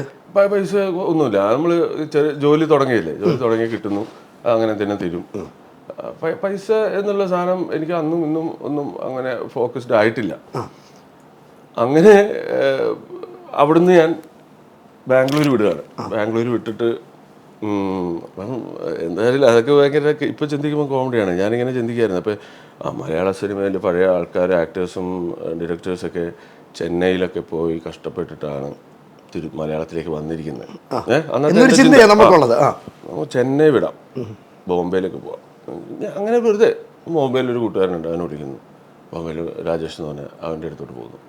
അവിടെ പോയിട്ട് ഇങ്ങനെ മോഡലിങ്ങും പരിപാടി, അതിനുള്ള കുറേ ഫോട്ടോസും കാര്യങ്ങളും കൊടുക്കുന്നു. അതിലുപരി എനിക്ക് ജോധ അക്ബറിൽ ഒരു ഹോഴ്സ് ഉണ്ട്, പുള്ളി റൈഡ് ചെയ്യുന്ന ഒരു വൈറ്റ് ഹോഴ്സ് റൈഡിങ് പഠിക്കണം. എല്ലാ സിനിമയ്ക്ക് വേണ്ടിയിട്ട് എല്ലാം പഠിക്കണം. ഹോഴ്സ് റൈഡിങ് അറിഞ്ഞിരിക്കണം, ഫൈറ്റ് ചെയ്യാൻ അറിഞ്ഞിരിക്കണം, നൃത്തമാണെങ്കിൽ അത് അറിഞ്ഞിരിക്കണം. സിനിമയ്ക്ക് വേണ്ടിയിട്ട് എന്തൊക്കെ എന്തെങ്കിലും അറിയുമെന്ന് ചോദിച്ചു കഴിഞ്ഞാൽ നോ എന്ന് പറയരുത് എന്നുള്ളൊരു സംഭവമുണ്ട്. അപ്പം അതിനുവേണ്ടി അവിടെ പോകുന്നു, കുറേ അലയുന്നു. സ്വാഭാവികം, ഒന്നും നടക്കുന്നില്ല. പൈസയൊക്കെ തീർന്നു കഴിഞ്ഞപ്പോൾ ഞാൻ എറണാകുളം എത്തുന്നു. എറണാകുളം എത്തിയിട്ട് എൻ്റെ അടുത്തൊരു സുഹൃത്തുണ്ട്, സന്ദീപ് എന്ന് പറഞ്ഞിട്ടുള്ള. അവൻ താമസിക്കുന്നത്, അവരൊക്കെ ആ സമയത്ത് ജോലി ചെയ്യുമ്പോൾ താമസിക്കുന്ന ഒരു 5-6 പേര് ഒരുമിച്ചൊരു വീട്ടിൽ, മുകളിൽ എല്ലാവരും കൂടി ഒരുമിച്ച് താമസിക്കുന്നു. അപ്പോൾ ഞാൻ പറഞ്ഞിടാ എന്തെങ്കിലും എവിടെയെങ്കിലും സൈഡിലായിട്ട് വന്നു. അങ്ങനെ അവിടെ കുറേ കാലം അവിടെ കിടക്കുന്നു. അവിടുന്ന് സിനിമയ്ക്ക് വേണ്ടിയിട്ടുള്ള യാത്ര മലയാളത്തിൽ ഇങ്ങനെ കുറേ നടക്കുന്നു. ആ സമയത്ത് പൈസയൊന്നും നമ്മുടെ കയ്യിലില്ലാതിരിക്കുമ്പോൾ നമ്മൾ അടുത്ത ഒരു ജോബ് കാര്യങ്ങൾ വേണ്ടി പോകുന്നു. ഞാൻ ഡബ്ബിങ് ആർട്ടിസ്റ്റായിട്ട് കുറച്ച് നാൾ ജോലി ചെയ്തു. ചെറിയ ചെറിയ പരിപാടികൾ, അമ്പല പരിപാടികൾ, രാഷ്ട്രീയം, അങ്ങനെയുള്ള പരിപാടികളൊക്കെ. അത് കഴിഞ്ഞിട്ട് ഞാൻ ചെയ്യാത്ത പരിപാടികളില്ല ആ സമയത്ത്. LED ലൈറ്റ്സ് ഒക്കെ വന്ന് ഞാനിങ്ങനെ നോക്കി പറയാം, ഈ LED ലൈറ്റ്സ് ഒക്കെ വന്ന സമയമായിരുന്നു. ഓക്കെ. അങ്ങനെ ഗോകുലം LED-ൻ്റെ അവരുടെ കൂടെ വർക്ക് ചെയ്തിട്ട് LED ലൈറ്റ്സ് ഒക്കെ വെക്കാൻ വേണ്ടി ഇങ്ങനെ പോകുന്നു. ഇതൊന്നും എനിക്ക് ഒരു എന്താ പറയുക, ഒരു വിഷമം ഉണ്ടാക്കുകയോ ഞാൻ അങ്ങനെ കഷ്ടപ്പെടുക എന്ന് എനിക്ക് അങ്ങനത്തെ ഒരു തോന്നലേ വന്നിട്ടില്ല ഇപ്പോഴും. ഇതൊക്കെ ഇതിൻ്റെ ഒരു ഭാഗമാണ്, ഇങ്ങനെയാണ് ഇതിൻ്റെ ഒരു പോക്ക്. നാളെ ഒരു ബൾബിടാൻ പറഞ്ഞാലും എനിക്കറിയാം, അതറിയാം. അല്ല ഇതിലൊന്നും ഞാൻ ഭയങ്കര വിഷമിക്കുകയോ ഞാൻ അവിടെ ജോലി ഉണ്ടായിരുന്നു അത് കളഞ്ഞിട്ട് ഇങ്ങോട്ടോ അങ്ങനത്തെ ഒന്നും തോന്നിയിട്ടില്ല. എനിക്ക് അത് ചെയ്യുമ്പോൾ ആ രീതിയിൽ തന്നെയാണ് ഞാൻ പോയിരിക്കുന്നത്, എല്ലാ രീതിയിലും. അതുകൊണ്ടാണ് എനിക്ക് ഏറ്റവും കൂടുതൽ ഒരു പടം കണ്ട് രണ്ടാമത് കാണാൻ പറ്റാത്തൊരു പടമായിട്ട് എനിക്ക് പേഴ്സണലി എനിക്ക് നമുക്കൊരു ഫീൽ ചെയ്യുന്ന സംഭവം എന്ന് പറഞ്ഞു കഴിഞ്ഞാൽ മമ്മൂക്കയുടെ ബെസ്റ്റ് ആക്ടർ എന്ന് പറയുന്ന മൂവി. അതിൽ കണ്ടിട്ടുള്ള അതിലും കൂടുതൽ ഞാൻ അനുഭവിച്ചിട്ടുണ്ട്, ചെയ്തിട്ടുണ്ട് അതിൽ. അപ്പോൾ ആ പടം കണ്ടപ്പോഴാണ് ഞാൻ ശരിക്കും തിയേറ്ററിൽ ഇരുന്ന് ഞാൻ ശരിക്കും ഒന്ന് വിഷമിച്ചിട്ടുള്ളൊരു സംഭവം. ഞാൻ പിന്നെ ആ പടം കണ്ടിട്ടില്ല, ഒരു പ്രാവശ്യം കണ്ടിട്ടുള്ളൂ. അതിലും കൂടുതലാണ് എൻ്റെ അനുഭവങ്ങൾ. ഈ അതിലും കൂടുതലാണെന്ന് പറയുമ്പോഴും ഇപ്പം തന്നെ പറഞ്ഞു, ഒരു പരിധി വരെ എനിക്ക് സപ്പോർട്ട് ചെയ്യാൻ കുറേ ആളുകളുണ്ടായിരുന്നു. പക്ഷെ ഒരു ടൈം കഴിഞ്ഞപ്പം നിനക്ക് ഇതിന് പോയാൽ ശരിയാവുമോ, നിനക്ക് വേറെ പാരൻസ് ആയാലും കൂടെയുള്ളവരായാലും ഫ്രണ്ട്സ് ആയാലും ഒരു പരിധി കഴിഞ്ഞ് കഴിയുമ്പം ഓക്കെ അവരുടെ ഇവൻ്റെ ഷോടായിരിക്കും, ഇവനെ ഇതിൻ്റെ പുറകെ നടക്കുന്നുണ്ട്. അത് കഴിഞ്ഞ് കഴിയുമ്പോൾ അവർക്ക് തന്നെ തോന്നുന്നത്, അവരെ കുറ്റം പറയുന്നില്ല, അവർക്ക് കുറ്റം പറയാൻ പറ്റില്ല. കാരണം മാക്സിമം അല്ലേ അതൊരു ഇപ്പോൾ 2000 തൊട്ട് 2014 വരെ 14 വർഷം 14 വർഷം ഇങ്ങനെ ഒരാൾ ഇതിൻ്റെ പുറകെ നടക്കുക, എന്നിട്ടൊന്നും ആയിട്ടില്ല എന്ന് പറയുമ്പം എവിടെയില്ല ഒരു ഹോപ്പ് കൊടുക്കാനുള്ള സാധനം ഞാൻ ചെയ്യുന്നത് കാര്യങ്ങളെല്ലാം ഫ്ലോപ്പ് ആയിക്കൊണ്ടിരിക്കുകയാണ് ആ സമയത്ത്. ഓക്കെ. അപ്പം ഞാനതാ പറയുന്നത്, എൻ്റെ ഫസ്റ്റ് ബിഗ് സ്ക്രീനിൽ വലിയൊരു പടമായിട്ട് വന്നതാണ് വീരം. ഇതിന് മുന്നേ ഞാനൊരു മൂവികൾ ക്യാമറയുടെ മുന്നിൽ നിന്നിട്ടുണ്ട്, ഇല്ല എന്ന് പറയുന്നില്ല. അപ്പം അതൊന്നും അങ്ങോട്ടങ്ങ് വർക്കായിട്ടില്ല, ഒന്നും അങ്ങോട്ട് കയറിയിട്ടില്ല. ചില ഒരു ഇതിന് പോയിട്ട് സ്പോട്ടിൽ കിട്ടിയ അവസരം മാറിയിട്ടുണ്ട്. എന്നിട്ട് ഞാൻ അവിടെ നിന്ന് പോയിട്ടുണ്ട്, എനിക്ക് ഇതല്ല എൻ്റെ വഴി, അല്ലെങ്കിൽ ഇതല്ല ഞാൻ ചെയ്യേണ്ടത്, ഇത് ചെയ്താൽ ഞാൻ വിചാരിക്കുന്നിടത്ത് എത്തില്ല, ഞാനത് ഡ്രോപ്പ് ചെയ്ത് പോയിട്ടുണ്ട്. പിന്നെ അങ്ങനെ കുറേ പരിപാടികളുണ്ട്. പിന്നെ ഒരു തമിഴ് പടത്തിൻ്റെ ഓഡീഷന് വേണ്ടിയിട്ട് ചെന്നൈയിലോട്ട് വിളിച്ചിട്ട്, അതാണ് എനിക്ക് ഏറ്റവും എൻ്റെ ഒരു എന്താ പറയുക, എനിക്ക് ഇതിൽ രക്ഷപ്പെട്ടേ പറ്റൂ എന്ന് പറയുന്ന കുറേ സംഭവങ്ങൾ നമുക്ക് കിട്ടില്ല. അപ്പോൾ എനിക്ക് ഓർമ്മയുണ്ട്, എൻ്റെ അച്ഛൻ ആ സമയത്ത്, ഞാനും അച്ഛനും കൂടിയാണ് പോകുന്നത്, എനിക്ക് പ്രായം കുറവാണ്, ചെന്നൈയിലോട്ട് പോവുകയാണ്. ഞങ്ങൾ കൃഷിയാണ് ഞങ്ങൾക്ക് മെയിനായിട്ട്. പക്ഷേ ഈ കൃഷിയുള്ളവരുടെ ഒരു പ്രശ്നം എന്ന് വെച്ചാൽ കുറേ സ്ഥലങ്ങൾ ഉണ്ടാകുന്നല്ലാതെ ലിക്വിഡ് ക്യാഷ് ഉണ്ടാവാൻ ഇവർക്ക് ഓരോ ടൈമിംഗ് ഉണ്ട്. അപ്പോൾ അച്ഛൻ്റെ ഒരു ഫ്രണ്ടിൻ്റെ അടുക്കുന്ന കാശൊക്കെ കടം മേടിച്ചിട്ടാണ് ഞങ്ങൾ പോകുന്നത്. പോയിട്ട് അവിടെ എത്തിയിട്ട് ഞങ്ങൾ ലോക്കാവുകയാണ്. അതായത് ഒരു റൂമിൽ അടച്ചിട്ടിട്ട് ഞങ്ങളൊരു കുറച്ച് ദിവസങ്ങൾ, അതായത് അതൊരു ചീറ്റിംഗ് പരിപാടിയായിരുന്നു. ഫുഡ് മാത്രം ഇടയ്ക്ക് കൊണ്ടുവരും. അച്ഛനെ ഭയങ്കര ബോൾഡാണ് അച്ഛൻ. ചെറുപ്പത്തിലായാലും അച്ഛൻ്റെ പഴയ കഥകളൊക്കെ ആയാലും പക്ഷേ അച്ഛൻ കുറച്ച് ഇതായിട്ടാണ് നിൽക്കുന്നത്. അങ്ങനെ ഞാൻ പേടിച്ചു. ഭയം എന്ന് പറയുന്ന സാധനമുണ്ട്. ഒരു റൂമിൻ്റെ അകത്ത് ലോക്കാണ്, ആരുമില്ല. ഇവരിടയ്ക്കിടയ്ക്ക് വരും, ഓരോ പരിപാടി പറയും, കാശ് ചോദിച്ചുകൊണ്ടിരിക്കും, പൈസ ചോദിച്ചുകൊണ്ടിരിക്കും. പൈസ കൊടുക്കാനില്ല, ഉള്ള പൈസ കുറച്ചേ ഉള്ളൂ, ബാക്കി നമുക്ക് തിരിച്ചു പോകുമ്പോൾ. എനിക്ക് ഓർമ്മയുണ്ട്, അമ്മ ഇട്ട് കൊടുത്തിട്ടുള്ള മോതിരം വരെ അവസാനം അച്ഛൻ അവർക്ക് കൊടുത്തിട്ട് അവരോട് പറഞ്ഞു, നിങ്ങൾക്ക് ഇനി ഒന്നും എൻ്റെ അടുത്ത് നിന്ന് കിട്ടാനില്ല, എൻ്റെ കയ്യിൽ ഇത് ഇത്രയും പൈസ ഉണ്ട്, ഇതെനിക്ക് കുറച്ച് ഇത് വേണം, തിരിച്ചു പോകണം, ബാക്കിയുള്ളൂ, നിങ്ങൾ വെറുതെ വേസ്റ്റ് ചെയ്യാണ്, നിങ്ങളെ പൈസ ഇനിയും നിർത്തിയിട്ട് വേസ്റ്റ് ചെയ്യാതെ. ഇതാണ് അച്ഛൻ്റെ ഡയലോഗ്. എടുത്തിട്ട് വേണ്ട എടുത്തിട്ട് പോയി രക്ഷപ്പെടുക, ഇത്രയേ ഉള്ളൂ. അങ്ങനെ കുറേ ദിവസം അത് തന്നെ ഭയങ്കര ഹോണ്ട് ചെയ്തിട്ടുള്ളൊരു സംഭവമാണ്. പിന്നെ ഞാൻ രക്ഷപ്പെട്ടില്ലെങ്കിൽ പിന്നെ എന്താ കാര്യം? കാണിക്കണ്ടേ, രക്ഷപ്പെടുത്തി കാണിക്കണ്ടേ? അപ്പോഴും ബ്രോ, നമ്മളൊരു അച്ഛനെയും കൊണ്ട് ഒരു പ്രതീക്ഷയായിട്ട് ട്രെയിൻ കയറുമ്പോഴും മനസ്സിലൊരു പ്രതീക്ഷയാണല്ലേ അവിടെ ചെന്ന്. ഞാൻ അവിടെ പോയി അത് മെയിൻ ലീഡ് റോളാന്നൊക്കെ പറഞ്ഞിട്ടാണ് കൊണ്ടുപോകുന്നത്, മെയിൻ റോളാന്നൊക്കെ. എന്നിട്ട് നമ്മൾ അവിടെ കൊണ്ടുപോയിട്ട് 1-2 ഫോട്ടോസൊക്കെ എടുത്തതെന്നല്ലാതെ പിന്നെ ഈ റൂമിൻ്റെ അകത്തുനിന്ന് ഞാൻ പുറത്തിറങ്ങിയിട്ടില്ല. എത്ര ദിവസം? എനിക്ക് തോന്നുന്നു 3-4 ദിവസം ഞാൻ അവിടെ. എനിക്ക് ആ ദിവസങ്ങൾ എന്നാണെന്നുള്ളൊരു ഇതല്ല. കുറേ ദിവസം ഇടയ്ക്ക് ഭക്ഷണം വരും ഒരു പ്ലേറ്റിൽ, അത് രണ്ടും ഞാൻ അച്ഛനും കൂടി കഴിക്കും. അങ്ങനെ നിന്ന് അച്ഛൻ്റെ ഒരു ക്യാരക്ടർ ഭയങ്കര രസമാണ്. പുള്ളിക്ക് അതൊന്നൊരു വലിയ വിഷയമൊന്നുമില്ല, എവിടെ വരെ പോകുന്നുണ്ടോ നോക്കാം എന്നുള്ളൊരു മൂടാണ്. നിനക്ക് ചെയ്യാൻ പറ്റുന്നത് ആ മൂടാണ്. പോട്ടാ, നിങ്ങൾക്ക് ടെൻഷൻ അടിക്കാനേ, ഞാൻ ഇല്ല എൻ്റെ കൂടെ എന്നുള്ള രീതിയിലാണ്. അപ്പം അവസാനം ആ മോതിരം കൂടി എറിഞ്ഞു കൊടുത്തിട്ടാണ് അവിടെ നിന്ന് ഇറങ്ങുന്നത്. അന്ന് ഞാൻ അച്ഛനോട് പറഞ്ഞ, ഇനി നമ്മളെ പരിപാടിക്കില്ല അച്ഛൻ, നിർത്താം പരിപാടി എന്നുള്ള രീതി പറഞ്ഞു. ഒന്നും പറഞ്ഞില്ല, പക്ഷെ ഞാൻ വീണ്ടും കറങ്ങി തിരിഞ്ഞിട്ട് പറയും. അങ്ങനെ ഞാൻ അവസാനം എനിക്ക് ഇതിന് ഞാനൊരു മറുപടി അച്ഛന് കൊടുക്കുന്നത് എപ്പോഴാന്ന് വെച്ചാൽ, ഞാനൊരു തമിഴ് പടം ചെയ്തു, രുദ്രൻ എന്ന് പറഞ്ഞു, രാഘവ ലോറൻസ് സാറിൻ്റെ കൂടെ. അപ്പോൾ അതിനെ അവർ വിളിച്ചിട്ട് ചെന്നൈ എയർപോർട്ടിൽ ഇറങ്ങിയിട്ട് ഞാൻ ഫസ്റ്റ് അച്ഛനെ വിളിക്കുന്നു. ഞാൻ ചോദിച്ചു, പിന്നെ ചെന്നൈക്കാണ് പോകുന്നത്. അത് കഴിഞ്ഞിട്ട് ഞാൻ എത്ര ചാൻസ് കിട്ടിയിട്ട് ഞാൻ ചെന്നൈ പോയിട്ടില്ല പല കാര്യങ്ങൾക്കും. അത് കഴിഞ്ഞിട്ട് ഞാൻ പോകുന്നത് ഈ സിനിമയിൽ അഭിനയിക്കാൻ വേണ്ടി. കൽക്കി കഴിഞ്ഞിട്ട് അത് കണ്ടിട്ടാണ് വിളിക്കുന്നത്. ഇത് കഴിഞ്ഞിട്ട് ചെന്നൈയിൽ ഞാൻ അങ്ങനെ പോകുള്ളൂ എന്ന് ഞാൻ തീരുമാനിച്ചു.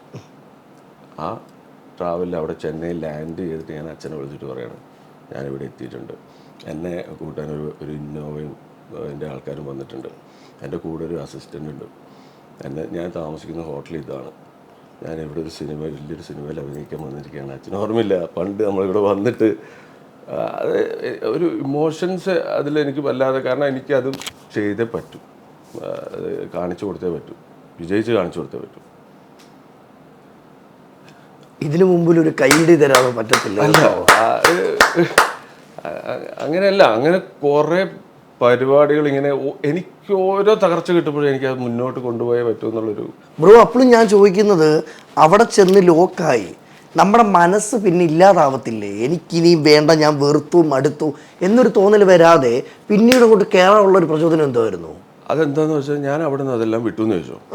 എന്താ ചെയ്യുമ്പോൾ ഞാൻ പഠിക്കും, എന്തെങ്കിലുമൊക്കെ ജോലി ചെയ്യും, വീട്ടുകാരെ നോക്കും, അല്ലെങ്കിൽ ഞാൻ കല്യാണം കഴിക്കും, കുറേ അങ്ങനെയൊക്കെയുള്ള ഒരു കാര്യമല്ലേ ചെയ്യാൻ പോകുന്നത്. അല്ലെങ്കിൽ അതെ, കുറച്ച് കൂട്ടുകാരുണ്ടാവും, സിനിമയൊക്കെ അയ്യോ ഇത് വലിയൊരു ബാഡ് പരിപാടിയാണ് തന്നിരിക്കുന്നത്, ഞാൻ അതിൻ്റെ പുറകില്ലെന്ന്. പക്ഷേ ഞാനത് ചെയ്ത് കാണിച്ചു കൊടുക്കുമ്പം ഇവരൊക്കെ കിട്ടുന്നൊരു സംഭവമല്ലേ, അത്രയും വരില്ലല്ലോ ഞാൻ നോർമൽ ലൈഫിലോട്ട് പോയി കഴിഞ്ഞാൽ. ഇല്ല.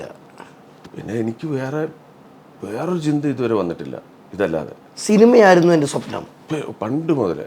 അതെങ്ങനെ കയറിയെന്ന് വെച്ചാൽ അതിങ്ങനെ ബ്ലഡിലോട്ട് വന്നതാണ്. സിനിമകൾ കാണുമ്പോഴും എനിക്ക് തോന്നുന്നത്, ഞാൻ ഇമോഷൻ ആവുന്നതും എൻ്റെ കണ്ണ് നിറയുന്നതും ലൈഫിൽ സിനിമ കണ്ടിട്ട് മാത്രമാണ്. അതായത് ചിലപ്പോൾ ഒരു കോമഡി സിനിമ കണ്ടിട്ട് ചെറിയൊരു സെൻറ്റിമെൻറ്റ്സ് പോയി കഴിഞ്ഞാൽ എൻ്റെ കണ്ണുകൾ നിറയും, അല്ലെങ്കിൽ എനിക്കത് ഫീൽ ചെയ്യും ഭയങ്കരമായിട്ട്. അല്ലെങ്കിൽ ചിലപ്പോൾ നമ്മുടെ ശ്വാസത്തിന് ഇങ്ങനെയൊക്കെ ആയി പോകും. അല്ലാതെ എനിക്ക് എല്ലാം ഞാൻ ഫേസ് ചെയ്തിട്ടുണ്ട്, ഇഷ്ടം പോലെ എല്ലാം ഞാൻ ഫേസ് ചെയ്യും. പക്ഷേ സിനിമ കാണുമ്പോൾ ഞാൻ വിടും, പോയി. അതായിരിക്കും ചിലപ്പോൾ എൻ്റെ കണക്ഷൻ സിനിമയായിട്ടുള്ള. ഒരുപക്ഷെ ഇന്ന് ഇത്ര ഹിറ്റുകൾ ശിവജിത്തിൻ്റെ പേരിൽ സമ്മാനിക്കാൻ കാരണം വന്ന വഴിയിലെ കഷ്ടപ്പാടായിരിക്കും അല്ലേ? ഞാൻ ആ കഷ്ടപ്പാടായിട്ട് എനിക്ക് കാണുന്നില്ല. കഷ്ടപ്പാടല്ല അത് നമുക്കൊരു മുന്നോട്ട് ഒരു ഇൻജക്ഷൻ തരികയാണ് ആ സാധനം. അപ്പോൾ ശിവജിത്ത് പറയുന്ന ലൈഫിൽ ഇങ്ങനത്തെ ഇഞ്ചക്ഷൻ കിട്ടിയാലേ വളരാൻ പറ്റത്തുള്ളൂ. പല രീതിയിൽ ആൾക്കാരുണ്ട്. പ്രതീക്ഷിക്കാതെ സിനിമയിൽ വരുന്നവരുണ്ട്. ഇപ്പോൾ ഓക്കെ ഞാൻ അങ്ങനെയൊന്നും പ്രതീക്ഷിച്ചില്ല, പെട്ടെന്നൊരു അവസരം കിട്ടി, ഓക്കെ ഒന്ന് ചെയ്തു നോക്കാം എന്നിട്ട് രക്ഷപ്പെട്ട് വരുന്നവരാണ്. ഇതിന് ഭയങ്കരമായിട്ട് ഇതിനോടുള്ള ഒരു ആഗ്രഹം വെച്ചിട്ട് വരുന്നവരുണ്ടാവും. പല രീതിയിലും ആൾക്കാർ സിനിമയിൽ വരാൻ ആഗ്രഹിക്കുന്നുണ്ടാവും. അപ്പോൾ എന്നെ സംബന്ധിച്ചിടത്തോളം എന്ന് പറഞ്ഞാൽ എനിക്ക് ഇതൊരു പാഷൻ ഉണ്ട് എനിക്ക്. ആ പാഷനിലോട്ട് എത്തുക അവറ്റ ലൈഫല്ലേ ഉള്ളൂ നമുക്ക് ഉള്ളൂ. അപ്പോൾ നാളെ രാവിലെ എന്ന് പറയുന്ന പരിപാടി ഉണ്ടോ? ഇല്ല. അത് നാളെ രാവിലെ എഴുന്നേറ്റ് കഴിയുമ്പോഴേ ഉള്ളൂ. ഒരൊറ്റ പരിപാടിയേ ഉള്ളൂ. അതിന് നമ്മൾ കുറച്ച് പരിപാടി ചെയ്യുക, നമുക്ക് ഇഷ്ടമുള്ളൊരു സാധനം ചെയ്യുക, ബസ്. നമുക്ക് ലൈഫിലെല്ലാം പ്രെഡിക്റ്റ് ചെയ്യാം, മരണം മാത്രം പ്രെഡിക്റ്റ് ചെയ്യാൻ പറ്റത്തില്ല അല്ലേ? ഇല്ല, നമ്മളത് എന്താ പറയുക, അതും വലിയ ഇതാണ്. എനിക്കൊരു ആക്സിഡൻ്റ് ഒക്കെ ഉണ്ടായിട്ടുണ്ടായിരുന്നു ഇതിൻ്റെ ഇടയിൽ തന്നെ. ARM തൊട്ട് മുന്നേ ഓക്കെ US വെച്ചിട്ട് കാർ ആക്സിഡൻ്റ് ആയിരുന്നു. എന്താ പറയുക, അത് പറയാൻ കാരണം അത്രയേ ഉള്ളൂ ലൈഫിൽ നിന്ന് ഉള്ളൊരു സാധനം കാണിക്കാനാണ്. ആക്സിഡൻറ്റിൽ എനിക്ക് ഫസ്റ്റ് ഒരു ഷോക്കായിരുന്നു. പക്ഷേ മൊത്തം അല്ലെങ്കിൽ തീരേണ്ട ഒരു ആക്സിഡൻ്റ് ആയിരിക്കാം അത്. കുറച്ച് എൻ്റെ ഓർമ്മകളൊക്കെ എനിക്ക് ചെറിയ പ്രശ്നം പറ്റി. എൻ്റെ പേര് പോലും ചോദിക്കുമ്പോൾ എനിക്ക് ഓർമ്മയുണ്ടായിരുന്നില്ല ആ സമയത്ത്. ഓക്കെ, അങ്ങനെയൊക്കെ ഉള്ളൊരു സംഭവം ഉണ്ടായിട്ടുണ്ടായിരുന്നു. ഇത് ഞാൻ പറയുന്നത് വേറെ ഒന്നും കൊണ്ടല്ല, ഇതാണ് ജീവിതമെന്നും ഞാൻ മനസ്സിലാക്കിയ ഒരു സാധനം ഒന്ന് പറഞ്ഞു കഴിഞ്ഞാൽ ആർക്കെങ്കിലും അത് പിടികിട്ടുവാണെങ്കിൽ അത് നല്ലതല്ലേ. അപ്പം അന്ന് തൊട്ട് ഇന്ന് വരെ ഞാൻ ചെയ്യുന്നൊരു കാര്യമുണ്ട്. രാവിലെ എഴുന്നേറ്റ് കഴിഞ്ഞ് കണ്ണാടി പോയിട്ട് ഫസ്റ്റ് എന്നാ നോക്കിയിട്ട് ഞാൻ ഒരു ചിരിക്കും. ഞാൻ ഉണ്ടല്ലോ രാവിലെ, ഓക്കെ ജീവനുണ്ടല്ലോ. അപ്പോൾ ആ ഓർമ്മകൾ തിരിച്ചു കിട്ടാൻ വേണ്ടിയിട്ട് ഞാൻ ഇതുവരെ അതിനൊരു ഹോസ്പിറ്റലിൽ പോയി ഡോക്ടറെ കാണുകയോ മെഡിക്കേഷൻ ചെയ്യുകയോ ഒന്നും ചെയ്യില്ല. ആക്സിഡൻ്റ് നിന്ന് എന്നെ കാറിൽ നിന്ന് പുറത്തെടുക്കുമ്പോൾ ഫസ്റ്റ് ഞാൻ നോക്കിയത് എൻ്റെ കാല് രണ്ടും മടക്കി നോക്കി. ഓക്കെ, നോ പ്രോബ്ലം, കാലുണ്ട്, ഹാപ്പി. സ്ട്രക്ചർ എടുത്തിട്ട് എന്നെ കയറ്റാൻ വേണ്ടി നോക്കിയ സമയത്ത് ഞാൻ പറഞ്ഞു എനിക്ക് കാലുണ്ട്, വോക്ക് ചെയ്യാം, ഐ ക്യാൻ വോക്ക്. ഞാൻ വോക്ക് ചെയ്തിട്ട് നേരെ, അതായത് ആ കോൺഫിഡൻസ് കയറ്റുവാണ് ഞാൻ. ICU ആംബുലൻസ് കയറുന്നു. കിടക്കാൻ പറഞ്ഞിട്ട് ഞാൻ പറഞ്ഞു എന്തിനാ കിടക്കുന്നിരിക്കുക, എനിക്ക് കുഴപ്പമില്ലല്ലോ. എനിക്ക് കുഴപ്പമില്ല. അങ്ങനെ ഞാൻ തിരിഞ്ഞു നോക്കിയപ്പോഴാണ് ഇവിടെ മൊത്തം ചില്ലൊക്കെ കയറി കിടക്കുന്നത്. ഞാൻ തന്നെ എടുത്ത് മാറ്റുന്നു. എല്ലാം ആ ഒരു പാനിക്കിൻ്റെ ഒരു സംഭവത്തിൽ സംഭവിച്ചായിരിക്കും. ആ ഷോക്കിൽ എടുത്ത് കളയുന്നു, ഞാൻ ക്ലീൻ ചെയ്യുന്നു. അപ്പോൾ ഡോക്ടർ അവിടെ പെട്ടെന്ന് ഇത് കെട്ടുന്ന സമയത്ത് ഞാൻ ഊബർ ബുക്ക് ചെയ്യുന്നു. ഊബറിൽ കയറി ഒരു പേപ്പറിൽ സൈൻ ചെയ്യണം. കാരണം അവർ ഞാൻ പോകുന്നതിന് ഇടയിൽ ഞാൻ മരണപ്പെട്ട അവരുടെ ഉത്തരവാദിത്തമല്ല. അങ്ങനെ ഞാൻ സൈൻ ചെയ്ത് കൊടുക്കുന്നു. ഞാൻ ഊബറിൽ കയറി പോകുന്നു. ഞാൻ വീട്ടിലെത്തുന്നു, ഒരു 4 ഷോട്ട് അടിക്കുന്നു. That's my medicine. കിടന്നുറങ്ങുന്നു, രാവിലെ എഴുന്നേൽക്കുന്നു. കുറച്ച് ദിവസം ഞാൻ എടുത്തു അതൊന്ന് റെഡിയാവാൻ വേണ്ടിയിട്ട്. ഒരു 5 ദിവസം കഴിയുമ്പോൾ ഞാൻ ജോലി കയറിപ്പോയി. നമുക്കൊരു പണി കിട്ടി എന്നാൽ പക്ഷേ നമുക്ക് ആ പണി കിട്ടിയിട്ടില്ല, എനിക്ക് മുന്നോട്ട് കൊണ്ടുപോകാൻ പറ്റും എന്നുള്ള സംഭവം. ഓർമ്മകൾ അധികം ആരോടും പറഞ്ഞിട്ടില്ല അങ്ങനത്തെ കാര്യങ്ങളൊന്നും. ഓർമ്മകൾ കിട്ടുന്നില്ലെങ്കിൽ ഒരു പേപ്പറിൽ എഴുതി വെക്കാൻ തുടങ്ങി ചെയ്യേണ്ട കാര്യങ്ങൾ.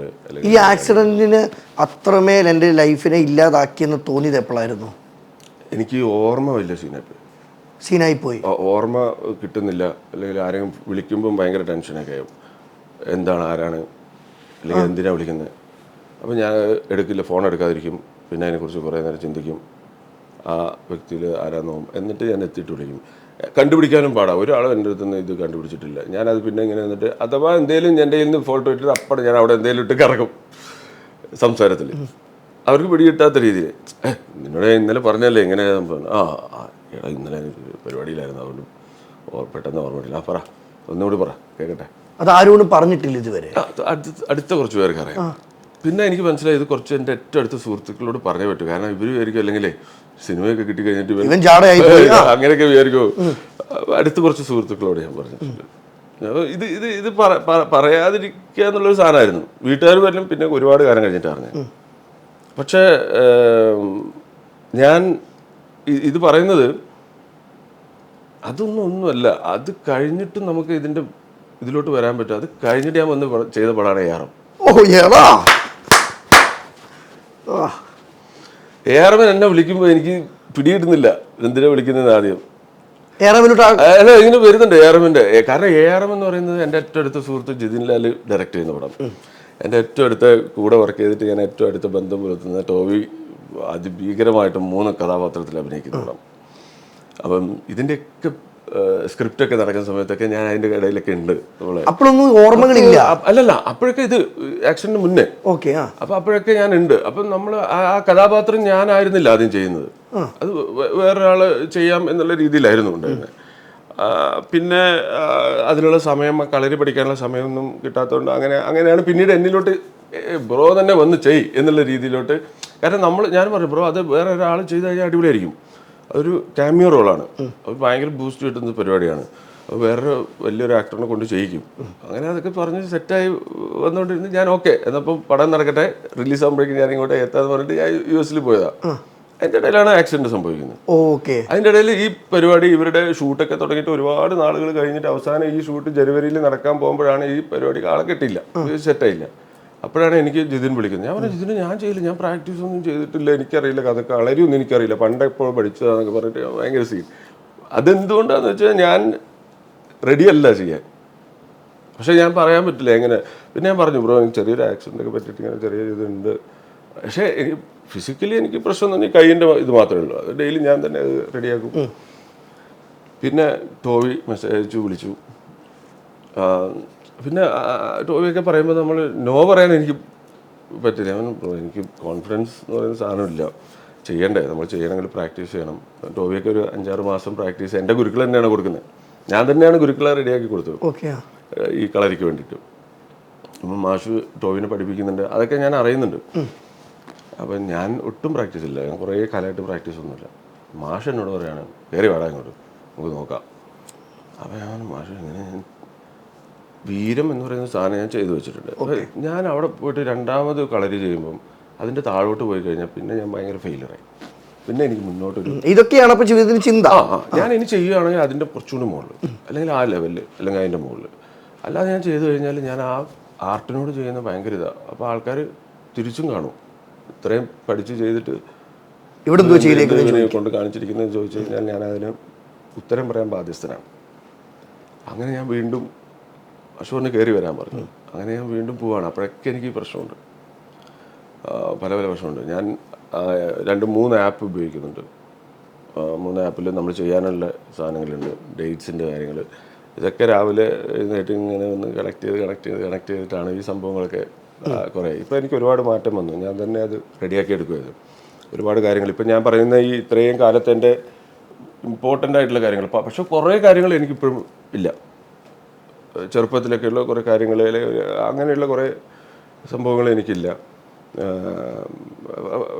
വേറെയും ഇഷ്യൂസുകളും കാര്യങ്ങളും നമുക്ക് ഉണ്ടാവും. അത് എനിക്ക് തോന്നുന്നത് ഒരു കലാകാരന് ഒരു സാധാരണ മനുഷ്യനായിട്ട് മുന്നോട്ട് പോയി കഴിഞ്ഞാൽ ഒരു രസം ഉണ്ടാവില്ല എന്ന് എനിക്ക് തോന്നുന്നു. ആർട്ട് സത്യം എന്തെങ്കിലുമൊക്കെ ഒരു ചെറിയ ഇതുണ്ടാകുമ്പോൾ നമുക്ക് എന്തെങ്കിലുമൊക്കെ വെറൈറ്റി ഒരു പരിപാടികൾ കയറും.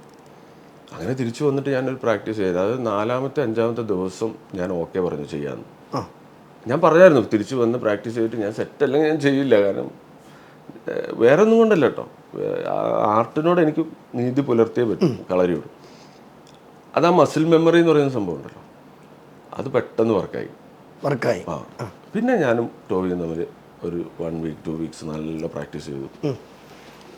ടോയ് ഈ പറയുന്ന പോലെ അഭിനയം കൂടി കഴിഞ്ഞിട്ട് ഒരു രാവിലെ തൊട്ട് വൈകുന്നേരം വരെ ഷോ കഴിഞ്ഞിട്ട് തിരിച്ചു വന്നിട്ട് വേണം ചെയ്യാൻ വേണ്ടിയിട്ട്. എനിക്ക് വേറെ പരിപാടിയൊന്നുമില്ല, ഇത് മാത്രമേ ഉള്ളൂ. അങ്ങനെ പ്രാക്ടീസ് ചെയ്തിട്ടാണ് നമ്മളത് ചെയ്യുന്നത്. അത് നമ്മൾ ചെയ്തിരിക്കുന്നത് ഒറിജിനൽ വെപ്പൺസ് വെച്ചിട്ട് തന്നെയാണ് ഞങ്ങൾ ആ പടത്തിൽ ചെയ്തിരിക്കുന്നത്. കാരണം ആർട്ട് ചെയ്തിട്ടുള്ള നല്ല അടിപൊളി വെപ്പൺസ് ഒക്കെ ഉണ്ട്, പക്ഷെ ആർട്ട് ചെയ്യുന്ന വെപ്പൺസിൽ നമ്മളിപ്പോൾ കളരി വർക്ക് ആവുമെന്ന് എനിക്ക് തോന്നുന്നില്ല. കാരണം നമ്മൾ എയറിലൊക്കെ പോയിട്ട് നമ്മൾ അടിക്കുന്ന സമയത്ത് ഇത് പൊട്ടിപ്പോകും. അങ്ങനെ 2-3 പ്രാവശ്യം ആയി കഴിയുമ്പം ഞങ്ങൾ ടെൻഷനായില്ലായിരിക്കും, ഇതെന്താ നമ്മൾ ചെയ്യുന്നുണ്ട് പക്ഷേ ഈ വെപ്പൺസിൻ്റെ ഇതുണ്ടാവും. ആർട്ടിനെ നമുക്ക് ഇത് പറയാൻ പറ്റില്ല. ആർട്ടിന് എന്തും ഫേക്കായിട്ട് ആയിക്കഴിഞ്ഞാൽ ഇതല്ലേ ഉള്ളൂ, അത് ഷോ മാത്രമായിട്ടുള്ള ഒരു ഇതല്ലേ നമുക്ക്. അപ്പം ഞാൻ ടോവിയായിട്ട് സംസാരിച്ചു, നമുക്ക് നമ്മൾ പ്രാക്ടീസ് ചെയ്യുന്ന ഒറിജിനൽ വെപ്പണാണല്ലോ, സോ നമുക്കിത് ഇറക്കാം. അത് സീൻ പരിപാടിയായിരുന്നു. നല്ല കയ്യിലെല്ലാം 2 പേരുടെയും ബ്ലഡ് മയവും പരിപാടിയൊക്കെ ആയിട്ട് ഷൂട്ടിങ്ങിൻ്റെ ഇടയിൽ നമ്മൾ ആ വെട്ടുന്ന സമയത്ത് തീപ്പൊരിയൊക്കെ ഉള്ള സാധനങ്ങളൊക്കെ നമ്മൾ കുറേയൊക്കെ റിയലായിട്ട് തന്നെ നമുക്ക് അവിടെ നിന്ന് കിട്ടി. ആ കടാര ഫൈറ്റിലൊക്കെ കിട്ടുന്ന ആ സ്പാർക്കൊക്കെ റിയൽ സ്പാർക്കായിട്ട് തന്നെ കിട്ടി. പിന്നെ നമുക്ക് ആ ഒരു ഒരു ശരിക്കും ആ കളരിയുടെ അങ്കത്തട്ടിൽ ഇരുന്നിട്ട് ചെയ്യുന്നൊരു ഫീലാണ് കഥാപാത്രമായിട്ട് മാറുമ്പോൾ. അങ്ങനെയാണ്. കട്ട് കഴിഞ്ഞിട്ട് നമ്മളിങ്ങനെ ഇരിക്കുമ്പോൾ മാത്രമേ ഉള്ളൂ ടോപ്പിയൊക്കെ ആയിട്ടിരുന്നിട്ട് നമ്മൾ ലുഡോ കളിക്കും, പരിപാടിയൊക്കെ ചെയ്യും. അല്ലാതെ നമ്മൾ വേറെ ശരിക്കും ആ മൂഡിലേക്ക് തന്നെ കയറും. അവിടെ മുന്നിൽ ആരാണോ അങ്ങനെ നമ്മൾ നോക്കിക്കഴിഞ്ഞാൽ ശരിയല്ല. മുന്നിൽ കഥാപാത്രമായിട്ട് തന്നെ കാണണം. ഏറ്റവും വലിയ ആക്ടേഴ്സ് വന്നു കഴിഞ്ഞാലും കഥാപാത്രമായിട്ട് കണ്ടില്ലെങ്കിൽ നമ്മൾ പരാജയപ്പെടും. എന്നാൽ മാത്രമേ നമുക്ക് കിട്ടുന്ന റിസൾട്ടിൽ വ്യത്യാസം ഉണ്ടാവും. ഭയങ്കര രസമല്ലേ അത് സിനിമയിൽ നമുക്ക് സപ്പോർട്ട് ചെയ്യുന്ന ഒരു ആക്ടറും കൂടി ആയിരിക്കണം. അത് ഭയങ്കരമായിട്ട് സപ്പോർട്ട് ചെയ്യുന്ന ഒരു ആക്ടറാണ് ടോവി. അത് നമ്മൾ കൽക്കി മുതൽ അങ്ങനെയാണ്. ഈ ശിവജിത്തിനെ പോലെ തന്നെ കഷ്ടപ്പെട്ട് വന്ന ഒരു വ്യക്തി കൂടിയാണ് ടോവി. ഇപ്പൊ ടോവിയെ പറ്റി 2 വാക്ക് പറയാൻ പറഞ്ഞ ശിവജിത്ത് എന്ത് പറയും? 2 വാക്കല്ല, ഒരുപാട് വാക്ക് പറയാം. ടോവി ഇതിലോട്ട് വരാൻ ആഗ്രഹിച്ചിട്ട്, എനിക്ക് അങ്ങനെയല്ല, വരാൻ ആഗ്രഹിച്ചിട്ട് വന്നിട്ടുള്ളൊരു ആക്ടറാണ്. സിനിമ ഇങ്ങനെ കണ്ടിട്ട് ഒരുപാട് അലഞ്ഞിട്ടുണ്ട്, ഒരുപാട് അനുഭവിച്ചിട്ടുണ്ട്. എന്നിട്ട് ഇപ്പോൾ എവിടെ നിൽക്കുന്നു, ഏത് പൊസിഷനിൽ നിൽക്കുന്നു നോക്കണ്ടേ, ആ ഒരു സംഭവമില്ല. ആ ജേണി അതിഷ്ടമാണ്. അത് നമ്മളും ആഗ്രഹിക്കുന്ന, നമ്മളും ഫോക്കസ് ചെയ്ത് പോകുന്ന ഒരു ജേണിയിലാണ് എത്തിയിരിക്കുന്നത്. റെസ്പെക്റ്റാണ് അങ്ങനെ കയറി നിൽക്കുന്നതിൽ അതിനോട് കൂടുതലും. ഉണ്ണി അങ്ങനെയാണ്. ഉണ്ണിയുടെ കഥകൾ കേട്ടിട്ടുണ്ട്. ഉണ്ണി മുതലും ഒരുപാട് ഇങ്ങനെ ഇതിന് വേണ്ടിയിട്ട് ഇങ്ങനെ നടന്നിട്ടുണ്ട്. അങ്ങനെ ഒരു മാത്രമല്ല, ഒരുപാട് പേരുണ്ട് അങ്ങനെ. ഈ അടുപ്പമുള്ള ബന്ധങ്ങൾ, സൗഹൃദങ്ങൾ ആരൊക്കെയുണ്ട്? ഞാൻ ചെയ്യുന്ന സിനിമകളിലെല്ലാം എനിക്ക് നല്ലൊരു റിലേഷൻ, ഞാൻ ബന്ധം വെച്ചിട്ട് തന്നെ പോകുന്നത്. എനിക്ക് അങ്ങനെ കണക്ട് ചെയ്തിട്ടാണ് അടുത്ത പടങ്ങൾ കിട്ടുന്നത് കൂടുതലും. ഈ ശിവത്തിനെ പറ്റി ഞാൻ അറിഞ്ഞത് ബന്ധങ്ങൾ എന്നും കാത്തു സൂക്ഷിക്കുന്ന ഒരു വ്യക്തിയല്ലേ? എനിക്ക് എൻ്റെ ഒരു സർക്കിളിൽ, എനിക്ക് ഫ്രണ്ട്സ് സർക്കിൾ എന്ന് പറഞ്ഞാൽ എനിക്ക് ഭയങ്കര ഒരു പവറാണ് എൻ്റെ. അത് അച്ഛൻ്റെ ഒരു ഇതിലാണ് കണ്ടിരിക്കുന്നത്. അച്ഛൻ ഒരുപാട് സുഹൃത്തുക്കളുണ്ട്, ഉണ്ടായിരുന്നു. ഇപ്പോഴും സുഹൃത്തുക്കളുണ്ട്. അച്ഛൻ്റെ സുഹൃത്തുക്കളുടെ അവരുടെ ഒരു പ്രത്യേകത വെച്ചാൽ, ഞാൻ അവരെയൊക്കെ ഒരുപാട് കാലത്തോളം ഇളയച്ച, ഇപ്പോഴും ഞങ്ങളവിടെ ഇളയച്ച, അച്ഛൻ്റെ അനിയനെ ആപ്പൻ എന്ന് വിളിക്കും, ഇളയച്ച എന്ന് വിളിക്കും. അപ്പോൾ ഞാൻ അങ്ങനെ വിളിച്ചിട്ടാണ്. അപ്പോൾ കുറേ കഴിയുമ്പോഴാണ് എപ്പോഴും മനസ്സിലായത് ഇവർ ഫ്രണ്ട്സ് ആയിരുന്നു, റിലേഷൻ ഇല്ല എന്നുള്ളത്. അത് അങ്ങനെയാണ് ആ ബന്ധങ്ങൾ കൊണ്ടുപോകുന്നത്. ബ്ലഡ് റിലേഷൻ മാത്രമല്ല, അതിൻ്റെ അപ്പുറത്തോട്ടൊരു റിലേഷൻഷിപ്പ് ഉണ്ട് എന്നുള്ളത്. അവരുടെയൊക്കെ എങ്ങനെ അവർ ബന്ധം ഉണ്ടായി എന്നുള്ള കഥകളൊക്കെ ഭയങ്കര രസമുള്ള കഥകളാണ്. ഇത് കണ്ടിട്ടാണല്ലോ വളരുന്നത്. അപ്പം ഞാനും അതുപോലുള്ള ബന്ധങ്ങൾ ഉണ്ടായി. എനിക്കും 10-30 വർഷമായിട്ടുള്ള എൻ്റെ ഫ്രണ്ട്സ് ഇപ്പോഴും എൻ്റെ കൂടെ ഉണ്ട്. എവിടെയും പോയിട്ടില്ല, പോകാൻ സമ്മതിക്കില്ല, അതാണ്, എവിടെയും പോയില്ല. പിന്നെ പുതിയതായിട്ട് വരുന്നത് അത് ചേർന്ന് വരുന്നതാണ്. അല്ലാതെ നമ്മളൊരു പുതിയൊരു ഫ്രണ്ട്ഷിപ്പ് ക്രിയേറ്റ് ചെയ്യുക എന്ന് പറയുന്ന പരിപാടി നടക്കില്ല. അത് ഒരിക്കലും എവിടെയും വർക്കാവില്ല. അത് കുറച്ച് നമ്മൾ പൊസിഷൻ നോക്കി, അല്ലെങ്കിൽ അങ്ങനെയൊന്നും നോക്കിയിട്ടൊന്നും ഫ്രണ്ട്ഷിപ്പ് ഒന്നുമില്ല. അത് അങ്ങനെയൊന്നും നോക്കേണ്ട കാര്യമില്ല. ഫ്രണ്ട്ഷിപ്പിന് കൊടുക്കുന്ന വാല്യൂ എന്തോ ശിവജിത്ത്? ഫ്രണ്ട്ഷിപ്പ് എന്ന് പറഞ്ഞു കഴിഞ്ഞാൽ ഒരു ബ്ലഡ് ബ്രദർഹുഡ് പരിപാടിയാണ്. നമുക്ക് അവിടെ എന്തും അവരുടെ അടുത്ത് നമുക്ക് സംസാരിക്കാൻ, ഡിസ്കസ് ചെയ്യാം. ബാക്കി എല്ലായിടത്തും നമുക്ക് ചിലപ്പോൾ ചില സാധനങ്ങൾ പറയാൻ പറ്റില്ലായിരിക്കും, ചില കാര്യങ്ങൾ നമുക്ക് അവിടെ ഇങ്ങനെ കാണിക്കാൻ പറ്റില്ലായിരിക്കും. ഫ്രണ്ട്സിന് മുന്നിൽ നമുക്ക് ഇത്രയും കാണിക്കില്ല. ഞാൻ ഓർക്കുവാണേ, ഇത്രയും വില്ലൻ വേഷം ചെയ്തിട്ട് ഇത്രയും പൊസിഷനിൽ എത്തിയിട്ട് ഇത്ര സിമ്പിളായിട്ടിരിക്കാൻ എങ്ങനെ സാധിക്കുന്നു? അങ്ങനെ ഞാനൊക്കെയാണ്. എനിക്ക് ഹൈ എന്ന് പറയുന്ന ഒരു സാധനം ഈ പറയുന്നില്ല. എൻ്റെ ഈ കൂട്ടുകാരുടെ കൂടെ ഇരുന്നിട്ടുള്ള അടിപൊളി പരിപാടിയിലും അവരുടെ കൂടെ ഇരിക്കുമ്പോഴൊക്കെ കിട്ടുന്നൊരു അതും ഹൈ, അങ്ങനെ അതൊക്കെയാണ് എൻ്റെ ഒരു സന്തോഷം. പിന്നെ അല്ല, ഇതല്ല, ഇനിയും മുന്നോട്ട് കുറേ പോകാനുണ്ട്. എന്തിനാ മറ്റേ അത് കാണിക്കേണ്ട കാര്യം, അല്ലെങ്കിൽ അങ്ങനെ ഒന്നും ഫീൽ ചെയ്തിട്ടില്ല എനിക്ക്. ഇനി അങ്ങനെ ഫീൽ ചെയ്ത തലക്കടി തരാനുള്ള കൂട്ടുകാരും കൊണ്ട് കൂടെ. അതാണ് എൻ്റെ ഏറ്റവും ഒരു സ്ട്രെങ്ത്. പല ടൈപ്പ് ഉണ്ട്. അത് ഞാൻ പറയാം, ഞാൻ അറ്റ് എ ടൈം എനിക്ക് ഒരു മൂവി മാത്രം ചെയ്യാൻ പറ്റുള്ളൂ, അത്രയേ ഉള്ളൂ. അങ്ങനെ അത് ചിലവരില്ലേ ഒരേ സമയത്ത് ഒരുപാട് 2-3 സിനിമകളൊക്കെ ചെയ്യുന്നത്, അത് ഭയങ്കര കഴിവാണ്. എന്നെ കൊണ്ട് പറ്റില്ല അത്. എനിക്ക് ഒരു ഫോക്കസ് ചെയ്ത് കഴിഞ്ഞാൽ ഇങ്ങനെ മറ്റേ കുതിരേൻ്റെ ഇതുപോലെ ഡീപ്പായിട്ട് അങ്ങോട്ട് പോവുക വരിക. ഇപ്പം കൽക്കിയൊക്കെ ചെയ്ത സമയത്ത് എന്ന് പറഞ്ഞു കഴിഞ്ഞാൽ, ആ സമയത്ത് ആ കഥാപാത്രം ആവാൻ വേണ്ടിയിട്ട് കുറേ ഒറ്റയ്ക്ക് താമസിച്ചിട്ടാണ് ഞാൻ ആ ബോഡി ബിൽഡ് ചെയ്തതും ആ ക്യാരക്ടറായതും. ഓട്ടോമാറ്റിക്കലി നമ്മുടെ മുഖം എല്ലാം മാറും, നമ്മുടെ സ്ട്രക്ചർ മാറും, ഷേപ്പ് മാറും, നമ്മുടെ സംസാരം മാറും, എല്ലാം മാറും. അപ്പോൾ എൻ്റെ അടുത്ത് പറഞ്ഞു, എന്തെങ്കിലും ഒരു വെറൈറ്റി ഒരു പരിപാടിയിൽ നോക്കണം, ഡയറക്ടറായിട്ടുള്ള സംസാരിക്കുന്ന സമയത്ത് ഇങ്ങനെ പറഞ്ഞപ്പം ഞാൻ കുറച്ച് മൂവീസും കണ്ടു, കുറച്ച് കൾട്ട് മൂവീസും ഒക്കെ കണ്ടു. അപ്പോൾ പെട്ടെന്ന് ഒരു ദിവസം എനിക്ക് തോന്നിച്ചേ എങ്ങനെ ഇത് കണ്ടു കഴിഞ്ഞാൽ എന്തെങ്കിലും ഇൻസ്പയർ ചെയ്തിട്ടുണ്ടെങ്കിൽ നമ്മളൊരു ആക്ടർ എടുക്കുന്ന ചൂണ്ടുന്ന പോലെയാണ്, അത് ചെയ്യരുത് എന്നുള്ളത് എൻ്റെ മനസ്സിനെ എനിക്ക് തോന്നി. ശരിക്കും കൽക്കി ആദ്യമായിട്ടാണ് ഞാനത് റിവീൽ ചെയ്യുന്നത് തോന്നുന്നത്. കൽക്കിയിൽ ഞാൻ ശരിക്കും ലയൺ എന്ന് പറയുന്ന കഥാപാത്രത്തിനെയാണ് ഞാൻ എടുത്തിരിക്കുന്നത്. ഒരു 1000-ൽ മുകളിൽ ഞാൻ സിംഹങ്ങളുടെ ലയൺസിൻ്റെ വീഡിയോസ് ഞാൻ കണ്ടിട്ടുണ്ടാവും. കണ്ടുണ്ട് കൽക്കിക്ക് വേണ്ടി. ആ ആറ്റിറ്റ്യൂഡ് അവനാണ് കിങ്, അല്ലെങ്കിൽ അവൻ്റെ മുന്നിൽ ഒന്നുമല്ല. അവനെപ്പോഴും ഒരു ഡെഡ് ഐ ആയിരിക്കും എപ്പോഴും. അവൻ ഇമോഷൻസ് ഓഫ് കോഴ്സ് ഉണ്ടാവും അവരുടെ, പക്ഷെ ഞാൻ കണ്ടിട്ടില്ല. ഞാൻ കാണുന്ന വീഡിയോസൊക്കെ ഇങ്ങനെ അവൻ എത്ര പേര് അവനെ അറ്റാക്ക് ചെയ്യാൻ വന്നാലും അവനെ ഇരിക്കുന്ന അവിടെ ഇരിക്കുള്ളൂ. അവനൊരു ബോർഡർ ലൈൻ ഉണ്ടാവും. ആ ലൈൻ വരെ അവർക്ക് എന്ത് വേണം ചെയ്യാം. ലൈൻ ക്രോസ് ചെയ്ത് കഴിയുമ്പോൾ ഇവനൊരു എഴുന്നേക്കും. അത് എഴുന്നേറ്റ് കഴിഞ്ഞാൽ പിന്നെ അവനത് തീർത്തിട്ടേ വരുള്ളൂ. അതാണ് അവൻ്റെ സാധനം. ഇതാണ് എനിക്ക് ലയൻ്റെ അടുത്ത് കിട്ടിയ ആ സാധനമാണ് അമൃതനാഥ് എന്ന് പറയുന്ന ക്യാരക്ടറിന് കൊടുക്കാൻ പറ്റിയത്. ഈ ഓരോ സിനിമകളിൽ ഓരോ കഥാപാത്രങ്ങൾ ശിവജിത്തിനെ തേടി വരുമ്പം ഈ കഥാപാത്രങ്ങൾ ചെയ്ത് കഴിഞ്ഞിട്ട് വിട്ടുമാറാതെ പോയ കഥാപാത്രങ്ങൾ ഏതെങ്കിലും സിനിമയിലുണ്ടോ? കൽക്കി എനിക്ക് അതുപോലെ സംഭവിച്ചിട്ടുണ്ടെന്ന് ഞാൻ മനസ്സിലാക്കിയതെന്ന് വെച്ച് കഴിഞ്ഞാൽ, തിരുവനന്തപുരത്ത് എൻ്റെ ഒരു ഫ്രണ്ട് ഉണ്ട് മനുഷ്യ എന്ന് പറഞ്ഞാൽ. അപ്പം ഞാൻ അവനായിട്ട് സംസാരിക്കുന്ന സമയത്ത് അവൻ ചേട്ടാ ഇതെന്ത് നീ ഇങ്ങനെ സംസാരിക്കുന്നത്, അപ്പം സംസാരം മറ്റതായിരുന്നു, കൽക്കി മോഡായിരുന്നു. മോഡൊന്ന് പറയാം എങ്ങനെയാന്ന്. അതിൽ ഭയങ്കര ആ ഒരു സ്ലാങ് ശരിക്കും ഇല്ല. സ്ലാങ് നമ്മൾ ഉണ്ടാക്കിയതാണ്. അല്ലെങ്കിൽ ഞാൻ ഓട്ടോമാറ്റിക്കലി എനിക്ക് വന്ന സാധനമാണ്. ഇപ്പം ആളെണ്ണം കുറവാണല്ലോ സാറെന്താ ഇവിടെ ഒരു ഒഴുക്ക് അങ്ങനെ ഉണ്ടാവും. ഈ നഞ്ചൻകോട്ടയിൽ വന്ന ഒരുത്തിനും ആളായിട്ടില്ല, ഇനി ആളായാൽ അവൻ ഈ നഞ്ചൻകോട്ട വിട്ടു പോയി, അത്ര പറഞ്ഞാൽ മതി. പിന്നെ ഇത് കൂട്ടുകാരെ വിളിക്കുമ്പോൾ ഈ ടോണായി പോയി. അപ്പോൾ അവിടെ നിന്ന് കിട്ടിയ സാധനം. അന്ന് ഞാൻ റൈഡ് ചെയ്യാനൊക്കെ യാത്രകളും ബൈക്കിൽ ബുള്ളറ്റിൽ യാത്ര ചെയ്യുന്ന ആളാണ്. അപ്പം അന്ന് ഞാൻ പാക്ക് ചെയ്തിട്ട് ഒരു റൈഡ് പോയി, നേരെ ബാംഗ്ലൂർ പോയി. അവിടുത്തെ എൻ്റെ പഴയ സുഹൃത്തുക്കളെല്ലാവരും കൂടിയിട്ട് 2-3 ദിവസം അടിച്ചു പൊളിച്ച് കൂടി പൊട്ടിച്ചു. ഇത് ഞാൻ പല ആക്ടേഴ്സിനും അനുഭവിക്കുന്നത് ഞാൻ കേട്ടിട്ടുണ്ട്. ദിലീപേട്ടനാണെങ്കിൽ പോലും ചാന്തുകുട്ട് സിനിമയിൽ കുറേ കാലം അങ്ങനെ ക്യാരക്ടർ വിട്ടുമാറാതെ പോയിട്ടുണ്ട്. ഇപ്പം നമ്മളിപ്പം പ്രാവൻകൂടിന് വേണ്ടിയിട്ടാണല്ലോ ഇരിക്കും. പ്രാവൻകൂട് ചെയ്യുമ്പോഴും എനിക്ക് പ്രീ വർക്കൗട്ട് ഭയങ്കര ഇഷ്ടമാണ് ഒരു ക്യാരക്ടറിന് വേണ്ടിയിട്ടില്ല. അപ്പം ഡയറക്ടറിൻ്റെ ഒരു സാധനം ആദ്യം നമ്മളെടുക്കും. സ്ക്രിപ്റ്റ് വായിച്ചതിന് ശേഷം നമുക്കൊരു സാധനം കിട്ടും, പിന്നെ ഡയറക്ടറിൻ്റെ ഒരു സാധനം കിട്ടും. ഇത് രണ്ടും കൂടി ഒന്ന് ഇത് നോക്കും. എന്നിട്ട് ഇതിൽ എങ്ങനെ നമുക്ക് ഈ ക്യാരക്ടറിനെ വേറെ രീതിയിൽ കൊണ്ടുവരാമെന്നുള്ള ഒരു സംഭവത്തിലോട്ട് പോകും. അപ്പം ഇടയ്ക്കിടയ്ക്ക് ചില വീഡിയോസ് അയച്ചു കൊടുക്കുക, അല്ലെങ്കിൽ അതിനെക്കുറിച്ച് സംസാരിക്കുക. ഇയാളിങ്ങനെ ആയിരിക്കുമോ ഇരിക്കുക, അല്ലെങ്കിൽ ഇങ്ങനെയുള്ള കഥാപാത്രങ്ങൾ എവിടെയുണ്ടോ എന്ന് നോക്കും. അങ്ങനെ മീശക്കാരൻ എന്ന് പറഞ്ഞിട്ട് ഒരാളുടെ ഒരു ഫുഡ് കഴിക്കുന്നത് ചേർത്തലയിലൊരു കടയുണ്ട്, അറിയാം, ഷാപ്പ്.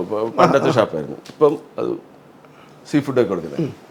അപ്പോൾ ആക്ടർ സുധീരേട്ടൻ എൻ്റെ അടുത്ത് പറഞ്ഞു ഇങ്ങനെ ഒരു പുള്ളി ഉണ്ട് അവിടെ, പുള്ളി പഴയ ഷാപ്പ് ഇതായിരുന്നു എന്ന് പറഞ്ഞിട്ട് ഞങ്ങളൊരു ദിവസം പോയിട്ട് അവിടെ ഇരുന്ന് ഭക്ഷണം കഴിച്ചു.